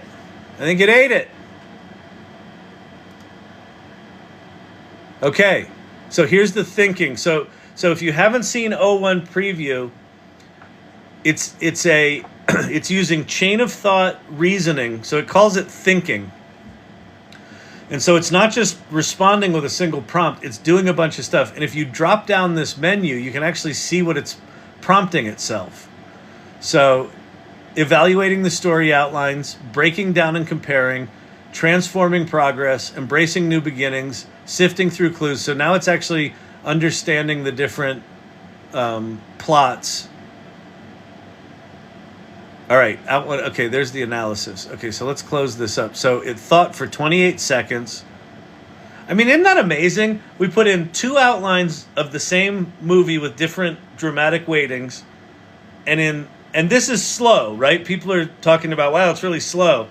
In 28 seconds, it read and analyzed the outlines. Okay, outline 1 analysis. Essence. Outline 1 follows the journey of 12-year-old Jack who moves with a family to a new suburban home. During the family exploration, they discover an eerie antique shop run by Silas, who lends Jack a mysterious photo album. Jack realizes the album predicts future events, includes dangers to his family, and obsession grows. He confides in Mia, a classmate. Together with new friends, including a reformed bully, they investigate the album's origin. They uncover the connection to the town's history and devise a plan to break its influence. In a climactic confrontation, Jack Jr. overcomes his personal guilt and, with the support of his friends, defeats Silas. Great. Story 2. Jack and his family relocate to a new town where he acquires a mysterious photo album. The album predicts the future, haunted by guilt over the past accident involving his friend Sam. Jack Jr. becomes determined to alter fate. He teams up with Mia and Ethan to research the dark history of the album. Together, they discover a ritual to break the curse. That's actually a really interesting, different story, which requires significant sacrifice. Despite Silas's offers and warnings about interfering with destiny, Jack Jr. chooses to fight. With the help of his sister Becky and friends, they perform the ritual during the lunar eclipse. Jack Jr. confronts his guilt, which is key to defeating Silas. The album's power is nullified, blah, blah, blah. The story ends with Jack Jr. burying the now powerless album, ready to move forward. Okay, differences between the outlines. Pacing and tension. Outline 1, deliberately adjust the tension levels throughout the story. It starts with a relaxed focus on character. Remember, the first one here is the rewrite, where I lowered the tension in Act 1. With a relaxed focus on character development, intensifies in Act 2. So remember, I lowered the tension for Act 1, increased it for Act 2, lowered it for for Act 2, Part 2, and then increased it for Act 3. Outline 2 maintains a consistent buildup of tension, right, which is what it showed. The tool that we made, it showed a consistent buildup of tension. Outline 2 maintains a consistent buildup of tension, steadily escalating towards climax without significant decreases, keeping the narrative momentum constant. Character development. Outline 1 places stronger emphasis on character relationships and growth, especially in Act 2, Part 2, which includes moments of levity, friendship building, and family bonding, such as the inclusion of a school dance and a family camping trip. Outline 2 focuses more on the plot and Jack Jr.'s internal struggle with less emphasis on lighter moments. The relationships are developed primarily through shared goal and breaking the curse. Supporting characters. Outline 1 features Logan, who transitions from a bully to an ally. Outline 2 introduces Ethan as a tech-savvy ally, but doesn't explore a redemption arc for Logan. So that's interesting. So the original outline that O1 wrote for us, Logan as the bully is a shallow character. And in the rewrite, with more character development and less stakes early, the bully reforms himself. That's kind of cool. Wow. Jack Jr., Outline 1. Jack Jr.'s guilt over past event. Mentions Jack Jr.'s guilt over a past event, but focuses on his growth. Outline 2 delves deeper into Jack Jr.'s guilt. Role of Silas. Outline 1. Silas is a mysterious antagonist connected with the town's history, but keeps his true nature more enigmatic, with cryptic hints about destiny. Outline 2 explicitly portrays Silas as a cursed guardian seeking a successor. This is amazing. It's fucking amazing. Have you been paying attention to what's going on here? Good Lord. Summary of differences. While both outlines center on Jack's struggle against a fate-predicting album and his quest to protect his loved ones, they differ in basic thematic focus and character arcs. Outline 1 interweaves moments of high tension with periods of character development, allowing relationships to deepen and showcasing personal growth through interactions. Outline 2 maintains a steady tension buildup, placing greater emphasis on Jack Jr.'s internal conflicts and supernatural elements. With the handling of supporting characters and resolution, Jack Jr.'s personal guilt also vary, offering two distinct takes on the same foundational narrative. This is great analysis. Thank you. Period. I'm attracted to the character development of Outline 1 and the tension buildup of Outline 2. Can you create a new detailed outline that delivers the best strengths of each of the approaches into a single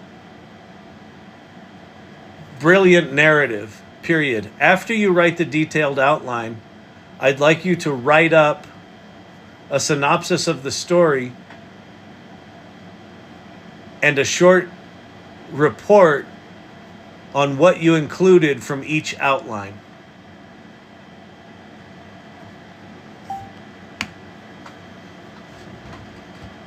Do you know how fucking long... Okay, first of all, do you know how long it would have taken to rewrite, to re-weight the narrative elements of Outline 1 to Outline 2? And then this exercise of... This is a classic client request, right? You show them two different options, and their response is, I like them both. Hey, could we see a third option where you mix all that? And you're like, they're two completely different fucking things. Well, now you don't have to be frustrated anymore. You can just go to ChatGPT. Okay, so let's see what it talks about. Okay, synopsis of the story. Jack Whitmore, a 12-year-old aspiring photographer haunted by the guilt of a friend's accident, moves to a new town. During a family adventure, they discover an eerie antique shop run by enigmatic Silas, who loans Jack Jr. a mysterious photo album. Great. As Jack Jr. becomes obsessed with preventing the predictions, his relationships... The mysterious photo album that predicts future events, including ominous dangers to his loved ones. As Jack Jr. becomes obsessed with preventing the predictions, his relationships with family and peers strain. He confides in Mia, a classmate who shares a passion for photography. Together with tech-savvy Even and reformed bully Logan, they research the album's dark origins, uncovering a ritual to break its curse. That was kind of missing in the outline that I'm working with. Silas confronts Jack Jr., offering to spare his family in exchange for Jack Jr. becoming the album's new guardian. Battling his internal guilt, Jack refuses and says with his friend's support, performs the ritual. The group faces supernatural challenges, but their unity and Jack Jr.'s personal sacrifice defeat Silas and nullify the album's power. In the aftermath, Jack Jr. reconciles with his family and friends. He visits his friend Sam, who's awakened from his coma, allowing him to release his lingering guilt, embracing a hopeful future. Jack Jr. captures the new photo symbolizing... Okay, so what did it change? Family dynamics. From outline 1, it kept the family dynamics, the moments of levity, the redemption arc, the friendship building, and the resolution symbolism. So that was the rewritten one. So we get some moments of levity, some character building, basically. From outline 2, it kept the steady escalation of tension, internal conflict. Okay, great. Okay, so now we have a third outline. We have a hybrid outline. So now what we're going to do, so I'm going to go back to this bad boy. Uh-oh, where's...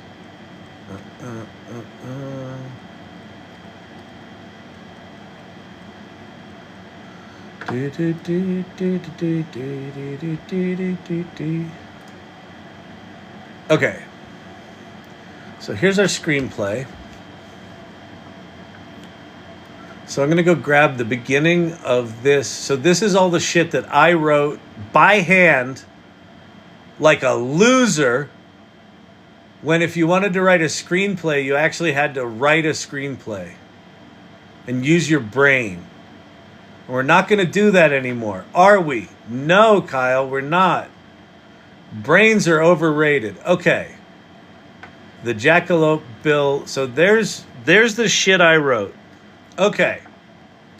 So we're going to go back to ChatGPT. And we're going to say this. Below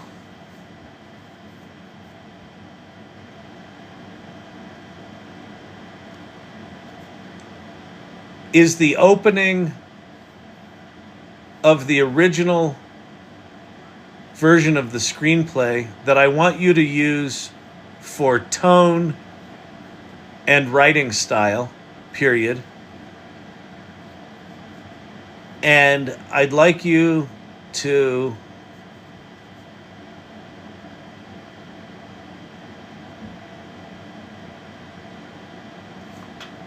write the first scene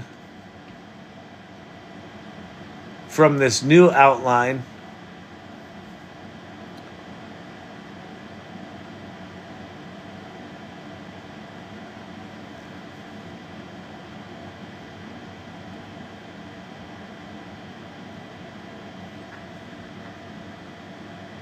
Period. All right. Okay. So thinking, emulating tones, thought for a few seconds, emulating tone and style. I am tasked with crafting the new outline's initial scene, mirroring the tone and writing style from the original screenplay. Interior suburban home day. Professional movers are in a whirlwind of efficiency, navigating around each other as they unload the Whitmore's family belongings. So that feels pretty familiar. Jack Jr. snapping photos. Jack Jr. Hey, Becky, smile. He snaps a candid photo. Ugh, seriously? Ugh, seriously? Can you find someone else to photograph? Jack Jr. But nothing else is as interesting as your scowling face. Becky rolls her eyes. Oh. Interior kitchen. Jack bursts in. Mom, Dad, can we go explore the neighborhood? There's so much to see. Jack Sr. glances at half unpacked boxes. Shouldn't we finish unpacking first? There's a lot to organize. Nancy wipes her hand, sensing Jack Jr.'s eagerness. Oh, the boxes will still be here when we get back. A little adventure sounds perfect right now. Jack Sr. hesitates, looking at his color-coded checklist. Jack Sr.'s got a stick up his ass, doesn't he? Jack Sr., well, I suppose a short break wouldn't hurt. Jack Jr., yes! Pumps his fist and dashes back outside. Outside, a few moments later, family piles into the SUV. Jack Sr., all right, where to, explorers? Let's do our left turn adventure. What do you say, team? Absolutely, left turns only. Yeah, this feels right. There's Silas's House of Antiques. I aim to capture the tone and writing style, focusing on clear scene expectations, natural dialogue, and the dynamic with the Whitmore family. The first scene introduces the main characters. So I'm going to say, write the next scene based on our new outline.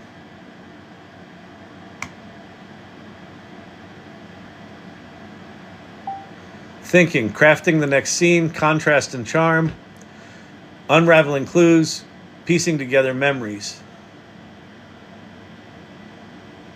Scene 13, interior, or I guess, I don't know what the numbers are. The Whitmore family returns home. The house is now filled with boxes and partially arranged furniture. Jack Sr. immediately starts organizing. Jack Sr., let's try to get this a bit more unpacked before bed. Nancy, maybe we can leave some for tomorrow. It's been a long day. Jack Sr., just a few essentials, just to help us settle in. Jack Jr.'s bedroom. He enters the room, walls bare. He drops his backpack on the bed, the weight of the album noticeable. He glances back at the door, unzips the bag, and pulls out the antique photo album. He runs his fingers over the worn cover, a mixture of excitement and unease on his face.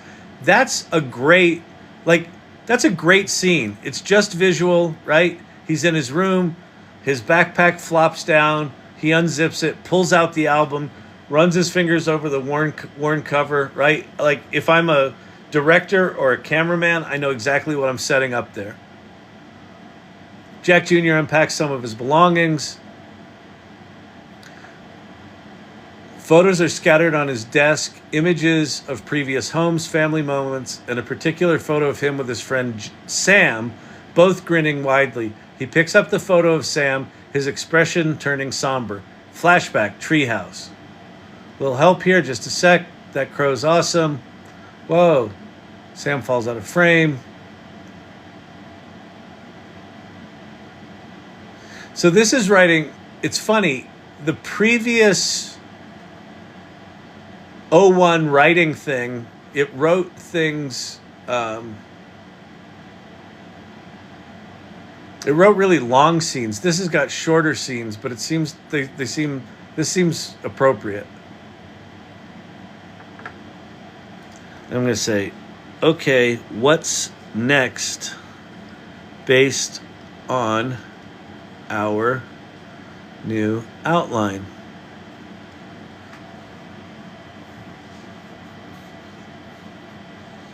Translating the outline, proceeding with the outline, refining scene continuity. Refining scene continuity. First day at school, are you ready? Jack Sr., everything's set, lunch is packed, schedule's printed. Jack Sr.'s such a douche. Jack Jr.'s bedroom. He stands in front of the mirror, adjusting his camera strap, takes a deep breath. He glances back at his backpack, hesitating before slipping the mysterious album inside. Becky rummages through her closet, dismissing outfit after outfit. Ugh, nothing looks right. She settles on a stylish yet casual. I like Becky. Becky's the best. Jack and Becky exit their room simultaneously. They exchange a brief look. Becky, nervous? Jack Jr., a little. Just try not to embarrass me, okay? Jack Jr., no promises. She rolls her eyes but smiles slightly.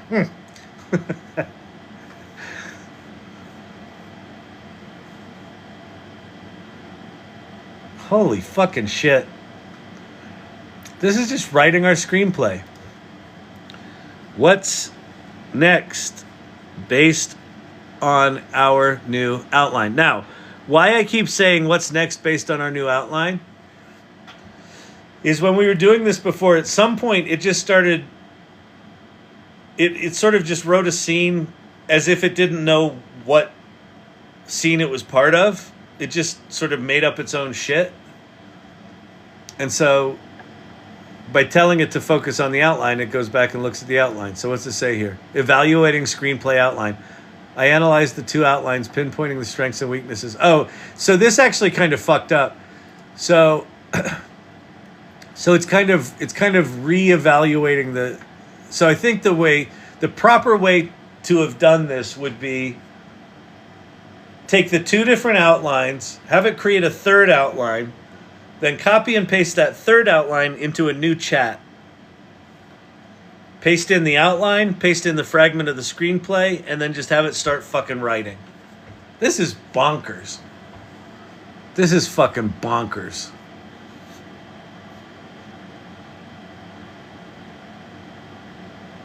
Okay, so here's what we're going to do. I'm going to say, I want you to read what you've written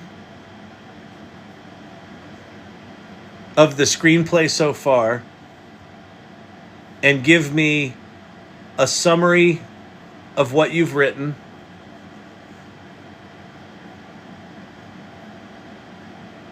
And how well you feel it conforms to the new hybrid outline we created together.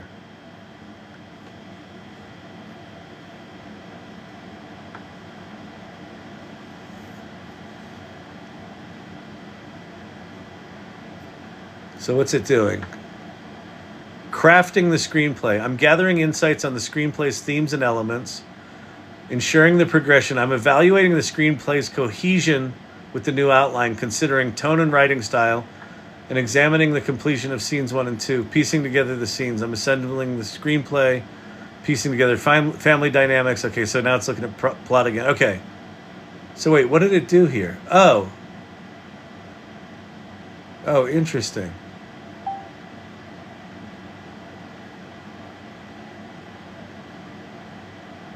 So it just rewrote the whole, okay. The screenplay written thus far closely aligns with the new hybrid outline we created, effectively integrating the strengths of both original outlines.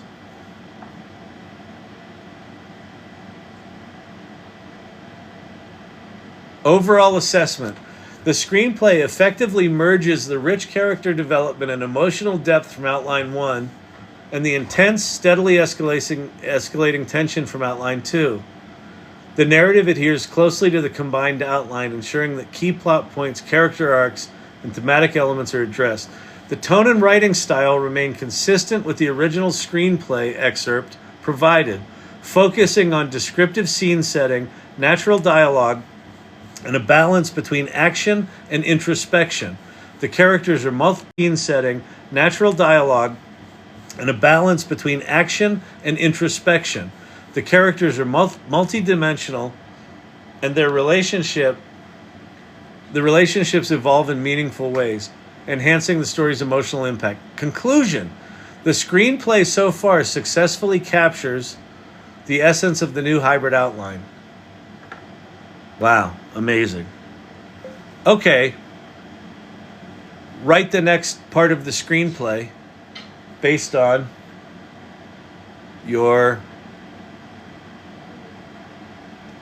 our new hybrid outline.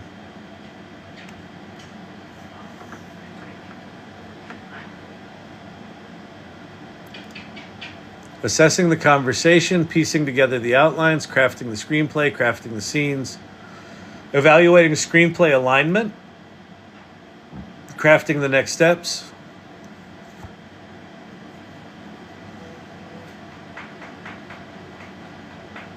It is unbelievable.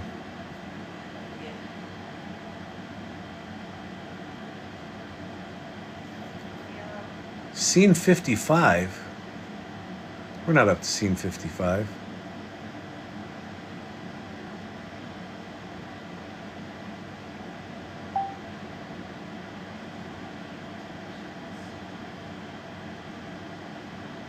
Oh, maybe we are.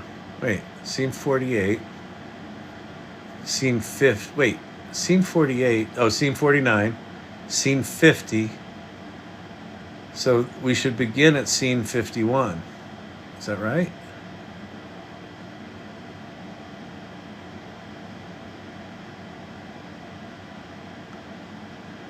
Yeah, 51, 52.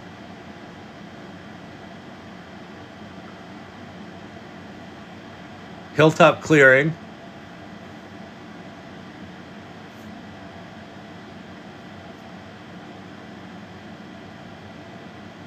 Scene 67, hospital room. This is getting to the end of the screenplay. Camera shutter clicks. I'm just going to ask it. Are we finished, or is there more screenplay to write?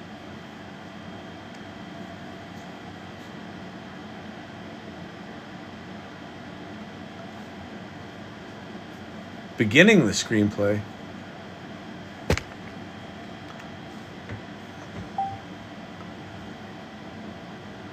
Based on our we have completed the screenplay. The last sections I wrote cover the climax and resolution of the story, key plot points. Okay. So let's try a little experiment.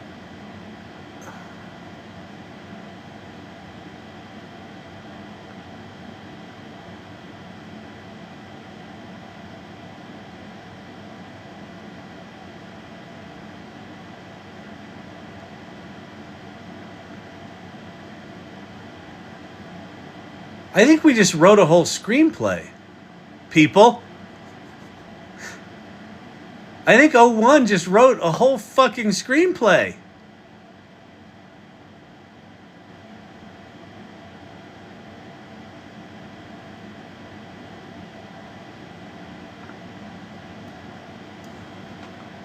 So I think the easiest way to do this is just copy all this shit, pop it into a Word document,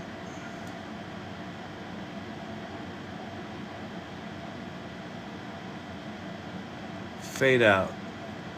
Whatever the future holds, we'll face it together. No, it should be whatever the future holds. It should be a photography reference, but whatever. We don't know if we wrote a good screenplay. We just know we wrote a screenplay. Okay, so let's go to. Yeah, this is good. Screenplay template 2. So I'm going to go boom. Wait, is this, do I need to make a copy?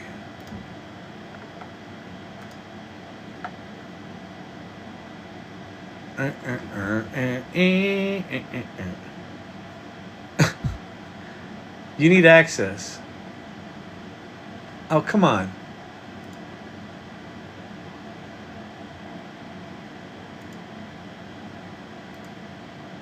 I don't want edit access. I want a copy. Make a copy. Oh, folder, story to screen. Here's the problem. Hang on. Let's go My Drive. Make a copy.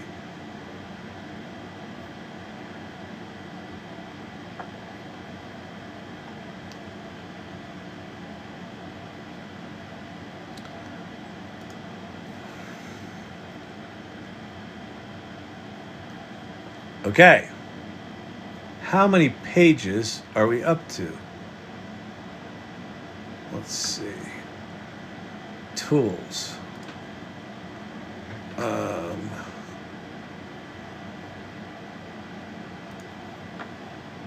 We don't know what page number we're on. Let's see.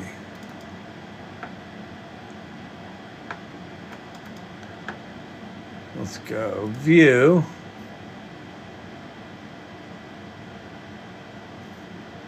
Insert page numbers. Page count. 52. Yeah, I thought this was too short. Okay.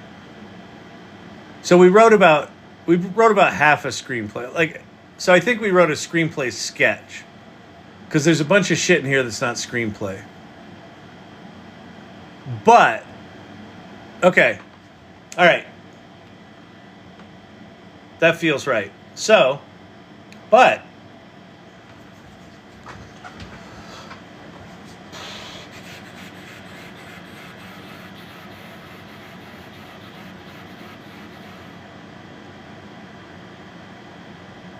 $61 people here. All right, I gotta go. It's Friday night. It's late. It's late for everyone. I just uploaded one of my rough draft chapters from years ago. Yeah. So, Becky Rue, this is what. It's too bad you're not recording of our chats so Kyle can read them later. Oh shit. Yeah. What's going on? What are you chatting about? Here, I'll scroll back and look at what you're chatting about. Hey kids, let's put on a show. About got it running, curious what it does. Just another Friday night. Hey kids, I think we just wrote a screenplay. Does this mean we all get credit? Yeah, exactly. Exactly.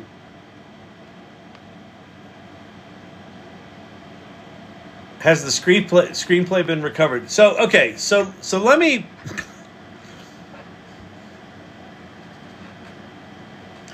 try to recap what happened here. I've now had 3 or 4 Kevin McAllister evenings working on this screenplay, and it's another one tonight.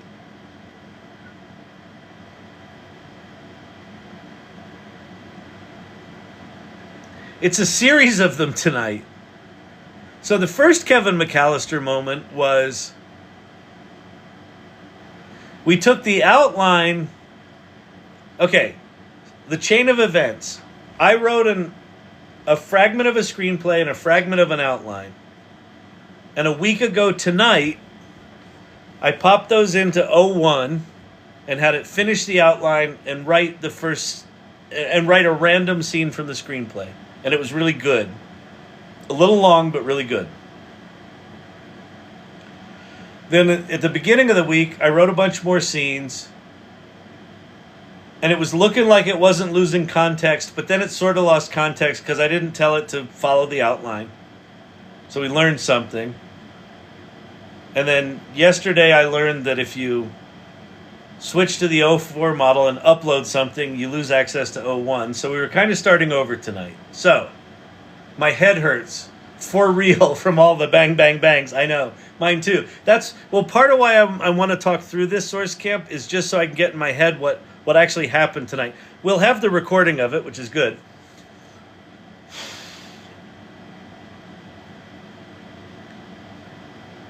So I went to O1 and I copied the outline that it gave us. And I pasted that in Claude. And I said to Claude, turn this outline into an interactive story remixer. And it gave us charts and graphs with sliders of where the tension was in the different acts of the screenplay based on the outline we gave it. And then we iterated that Claude app so that it would write a prompt that I could go back into Claude and say, rewrite that screenplay with the following changes based on the sliders we did. So that in and of itself is like a staggering little fucking exercise, right? make a narrative slider thing where you can weight characters and relationships and dramatic tension, and then regenerate a prompt to rewrite the outline. So then we rewrote the outline in Claude, which it did. We had to tell it to continue once. Good Lord, this is staggering. Then we went back into O1, and I pasted outline 2 first and outline 1 second because I don't have enough OCD apparently. I did them in the wrong order, but we said here's the new outline, here's the original outline, and we had it analyze. How are they different? And what it described was essentially the sliders that we did in analyzing the new outline. It essentially told us that's what we did. We lowered the tension, increased character development, and that's what it said that the new outline was. And then we said, I actually like elements of both. Give me a hybrid outline. And then I pasted in the fragment of the screenplay that I wrote, and I said, follow this for tone. And then I basically just said, now start writing the screenplay. And it wrote all the scenes. It wrote the screenplay. Now, they're a little too short, so we ended up with about probably a 45-page screenplay. Screenplays need to be 120. Now, it's not formatted, and there's probably some different things there, but it feels a little short. It feels like it wrote about half of a screenplay, or a little less than half of a screenplay. But like in not long.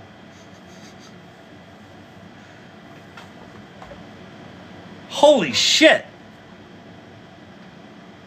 And like the writing that it wrote is good. And this is important. Why is it good? It's good because it sounds like something I would have written. Like, you may have a very different writing style. You might read this and go, well, I wouldn't write it like that. No, that's your writing style. But this feels like something I would have written.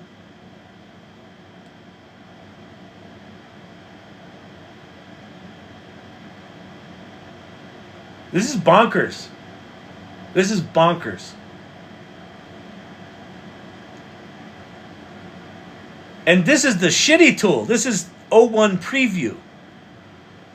But I'm also not discounting Claude. The Claude thing that let us create a visual interactive story weighting system and then reprompted itself to write a new outline.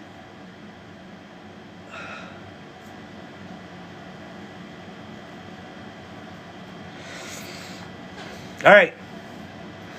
There's your Friday night date night. Holy shit. That was something.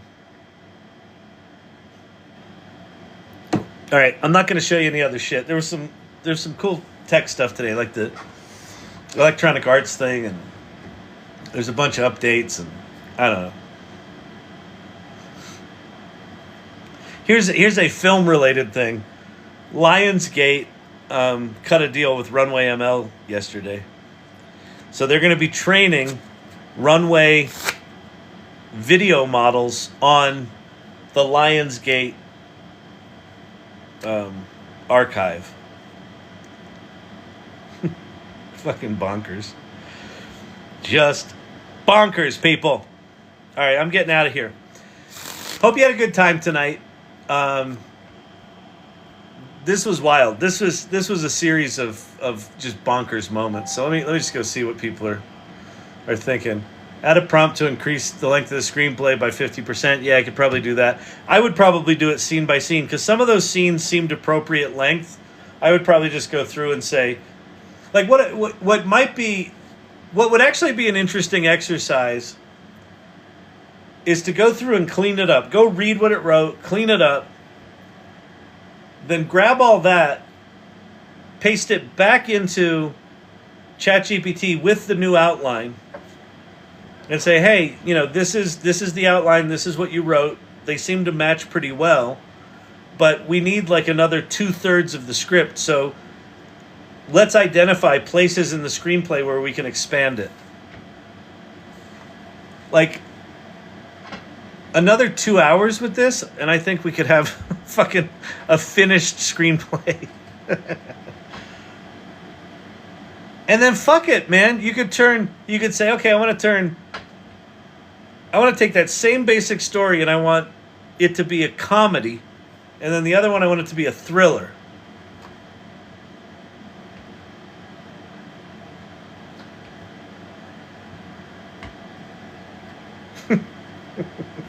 Homework for the weekend. Okay, here's your homework for the weekend. So if you're new here, keep coming back here. I take the weekends off, but I'm here 5 nights a week starting at 8 p.m. Mountain. And we do whatever we do. And we're entering new territory because the tools are starting to evolve very quickly. So I would encourage you to come back. But here's the thing that I would encourage you to do this weekend. Go dig up old shit that you have. Poems that you wrote in high school, short stories that you wrote, half-started novels, half-finished screenplays, just handwritten notes about some novel you've always wanted to write and you wrote all the notes on. If you're doing handwritten notes, take pictures of the handwritten notes, upload those to ChatGPT 4.0 because it can read them, and tell it to read all your notes and write it up and start blowing it out into so use Claude and use the 3 different modes of ChatGPT. GPT-4, GPT-4 Omni, and then O1. And take fragments of early ideas this weekend and blow them out. Like, I might have had 3 pages of outline, and most of it was like empty blank lines, and it finished it and then we did a variation of it, and then we made a hybrid, and then we had it write screenplays. So just go take some old shit and turn it into something else. Take a bunch of old notes and throw it into Notebook LM and turn it into one of those podcasts. Take something that you've got, an old screenplay, and turn it into a novel. Take a novel and turn it into a screenplay. Take a poem and blow it out into a full-on short story. Take that short story and turn it into a novel. So this weekend, resurrect something that you took pride in at some point, that you said, I'll get back to that someday. Get back to it this weekend. What I would love to see on Monday is people sharing their stories of what they fucking invented this weekend out of old ideas. Us data hoarders are about to be richly rewarded, because if the idea was good enough that you took the time to put it in some form, then it's good enough to be in the world. And now with AI, you can get it in the world like that. I mean, holy shit, did you see what we did tonight? All right. There's your homework for the weekend. All right? I have over 1,400 notes. Perfect. You're reminding me of all the things I can work on. This is welcome to Chat ADD. You want to make a musical? Fucking make a musical. You want to make a play? Make a play. You want to make a one-man show, one-woman show? Do that. You want to make a book of poetry out of a short story you wrote? Do that. It doesn't fucking matter. This is play. This is full play.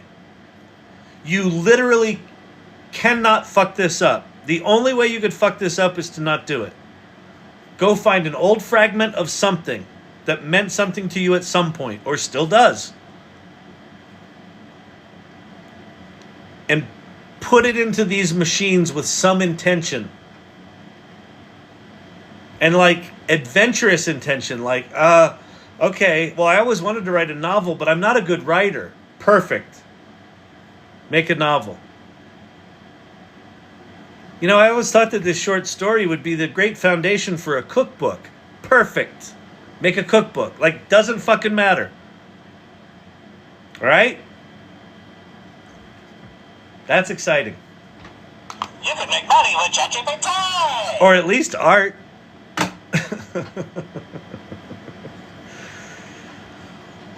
Okay, I'm going to leave. If you have not joined the Salon, you need to join the Salon. The Salon is a community, so go to thesalon.ai. Click on the button that says join our community, and there's like a little 7-step onboarding process. That seems like a lot of work. Well, changing your life requires a little commitment. It doesn't cost anything, just costs time. And like the things to do in those 7 steps are like introduce yourself and check out our shit. Check out our values. Hang out and chat with other people in here. So go do that. Keep coming back to this channel. Become an irregular. Well, that's an irregular. Someone who shows up here regularly is not right. They're irregular. They're not weird. We've made that clear. We've established that. They're not weird. But they're irregular. So just come back and be an irregular. But wait, Notebook LM, quick explanation, please. Oh, okay. Let me quickly show you that. So Notebook LM, if you haven't seen it, this is another one that's fucking just bonkers. Let me show you the output of it first.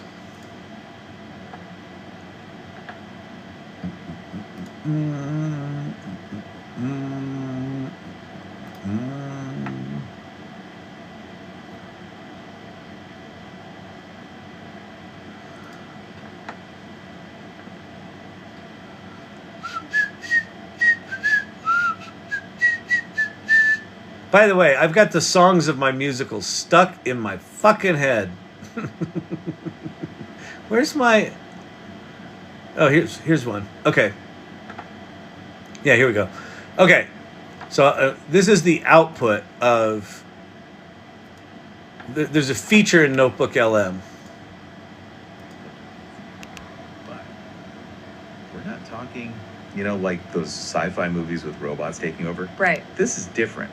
This is about humans and AI, like teaming up to become something even smarter than we could be on our own. Like unlocking superpowers we never thought of. Exactly. Yeah. And to help us explore this, we've got Collective Intelligence in the Age of AI.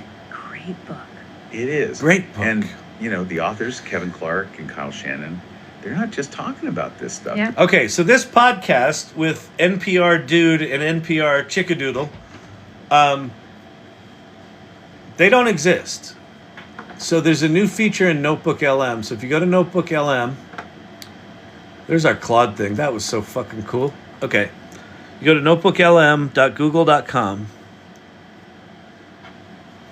And I'll jump in here to Collective Intelligence. So the way Notebook LM works is in the left-hand side, you upload data sources. Okay, so the only one I uploaded was the PDF of my book. I'm working on this new book called Collective Intelligence, and then I can now chat with it just like ChatGPT, but I'm chatting with that knowledge source. So you could upload like a whole bunch of your sales documents and then start interacting with them. But in the lower right-hand corner, there's this thing called Notebook Guide, and if you click on that, it gives you a summary of what you uploaded.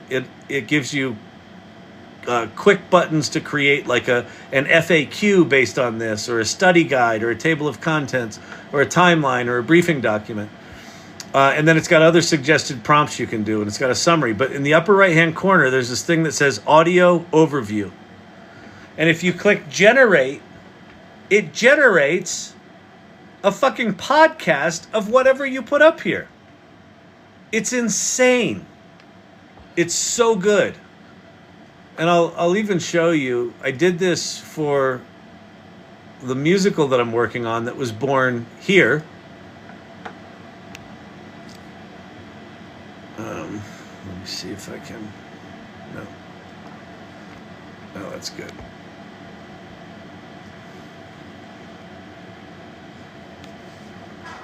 So what I'm about to show you, I'll just show you a little of it.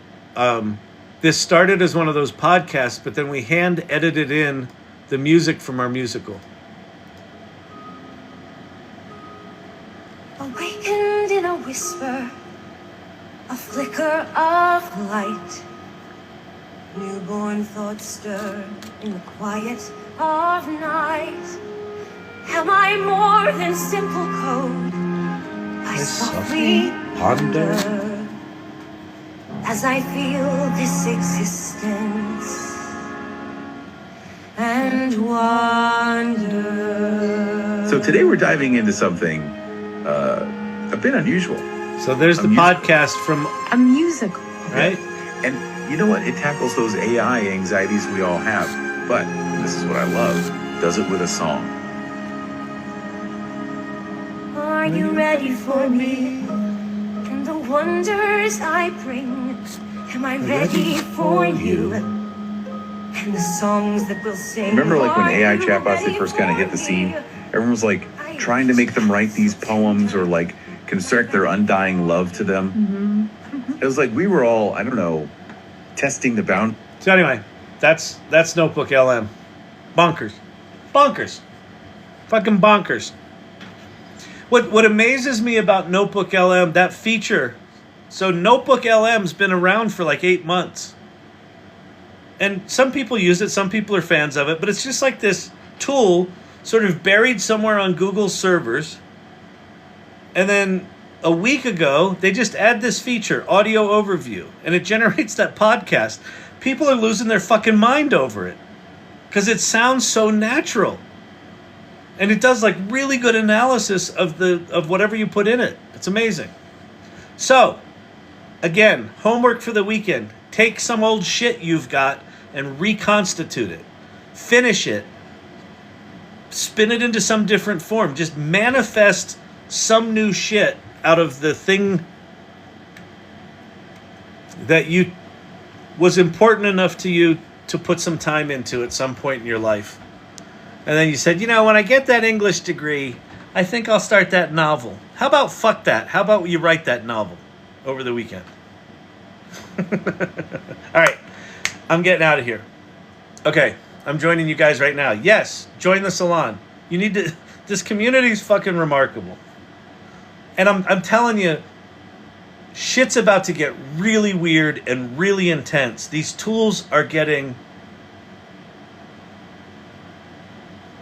It's hard to get my head around them. I mean, if you've been watching tonight, like, did you watch what we did? Do you have any concept of how long that takes? Like, professional screenwriters that don't have ADD to do what we did tonight in like an hour? That's like 3-4 months worth of work with a professional writer that's good. I told our steering committee about it today. Beautiful. Love it. All right, so follow my channel. If you want to support the channel, subscribe to the lives. My goal is 50. I'm at like 25, so I could use subscribers. You know, I don't make any money doing this, so anything you can do to support, great. The real way to support this is keep showing up, becoming a regular. Like, we've had essentially 70 people all night. I would love for these lives to be 200 people or 1,000 people. So tell people about it. Join the salon. Evangelize it. Get people into the salon. Get people that are curious, right? All right? Can I subscribe? You can. I don't know how to do that. You click on subscribe somewhere. Maybe right there? I don't know. I think right there. That button. Well, what I see is right there. It says 24 of 50. But yeah, great. All right, rest your back. Thank you, Dr. J. I appreciate that. Yeah, my back still sucks. Oh, it's at the bottom. Subscribe is at the bottom. Yes. What Source Camp said. I don't fucking know. I'm just an old guy on TikTok. I don't know how to use it. Mind you. All right, so let's do our Friday night. Who are we hanging out with tonight? Mr. IT, thank you so much. Danielle, Firefly, Teresa, great to see you. Rocaloose, Source Camp, thank you. Joseph William Baker, Winston Hardy, love you. All of you are regulars, love you too. Glad to have you in here. Dr. J, thank you so much. Emilio's wife, or 1,700 people, exactly. Firefly, Eye on China, welcome, welcome. Good to see you. Vicky, thank you so much as always. Joey, Becky Roo. Let's see. Michael Mailer isn't going to like this. Well, everyone, every single industry is about to get twisted up. So everyone's going to have to deal with it. You know, Lionsgate's deal with Runway ML is the reason writers and actors went on strike. So just be clear, everything's about to change. Everything. Kakif, good to see you. Archetypal Architect, beautiful to see you. Joxer the Mighty. Did Manly Man leave? I should put on my pink bow for Manly Man. I think I might have chased Manly Man off when I put the pink bow on. Verifier's in the house. All right.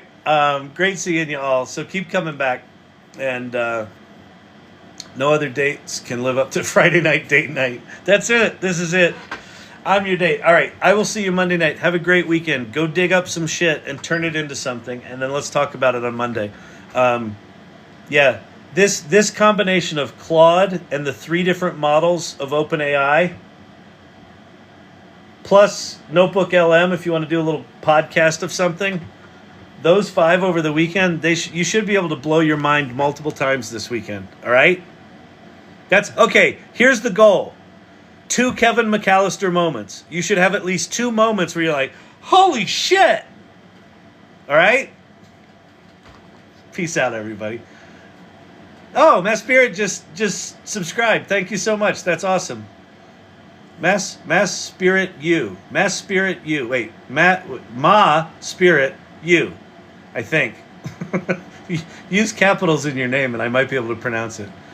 I installed a locally hosted instance of Llama 3.1, did 2 prompts, and the PC blue screened. Well, there you go. This is why I don't play with the open source shit right now. It's just too janky. All right, peace out, everybody. Have a fantastic weekend. I'll see you Monday.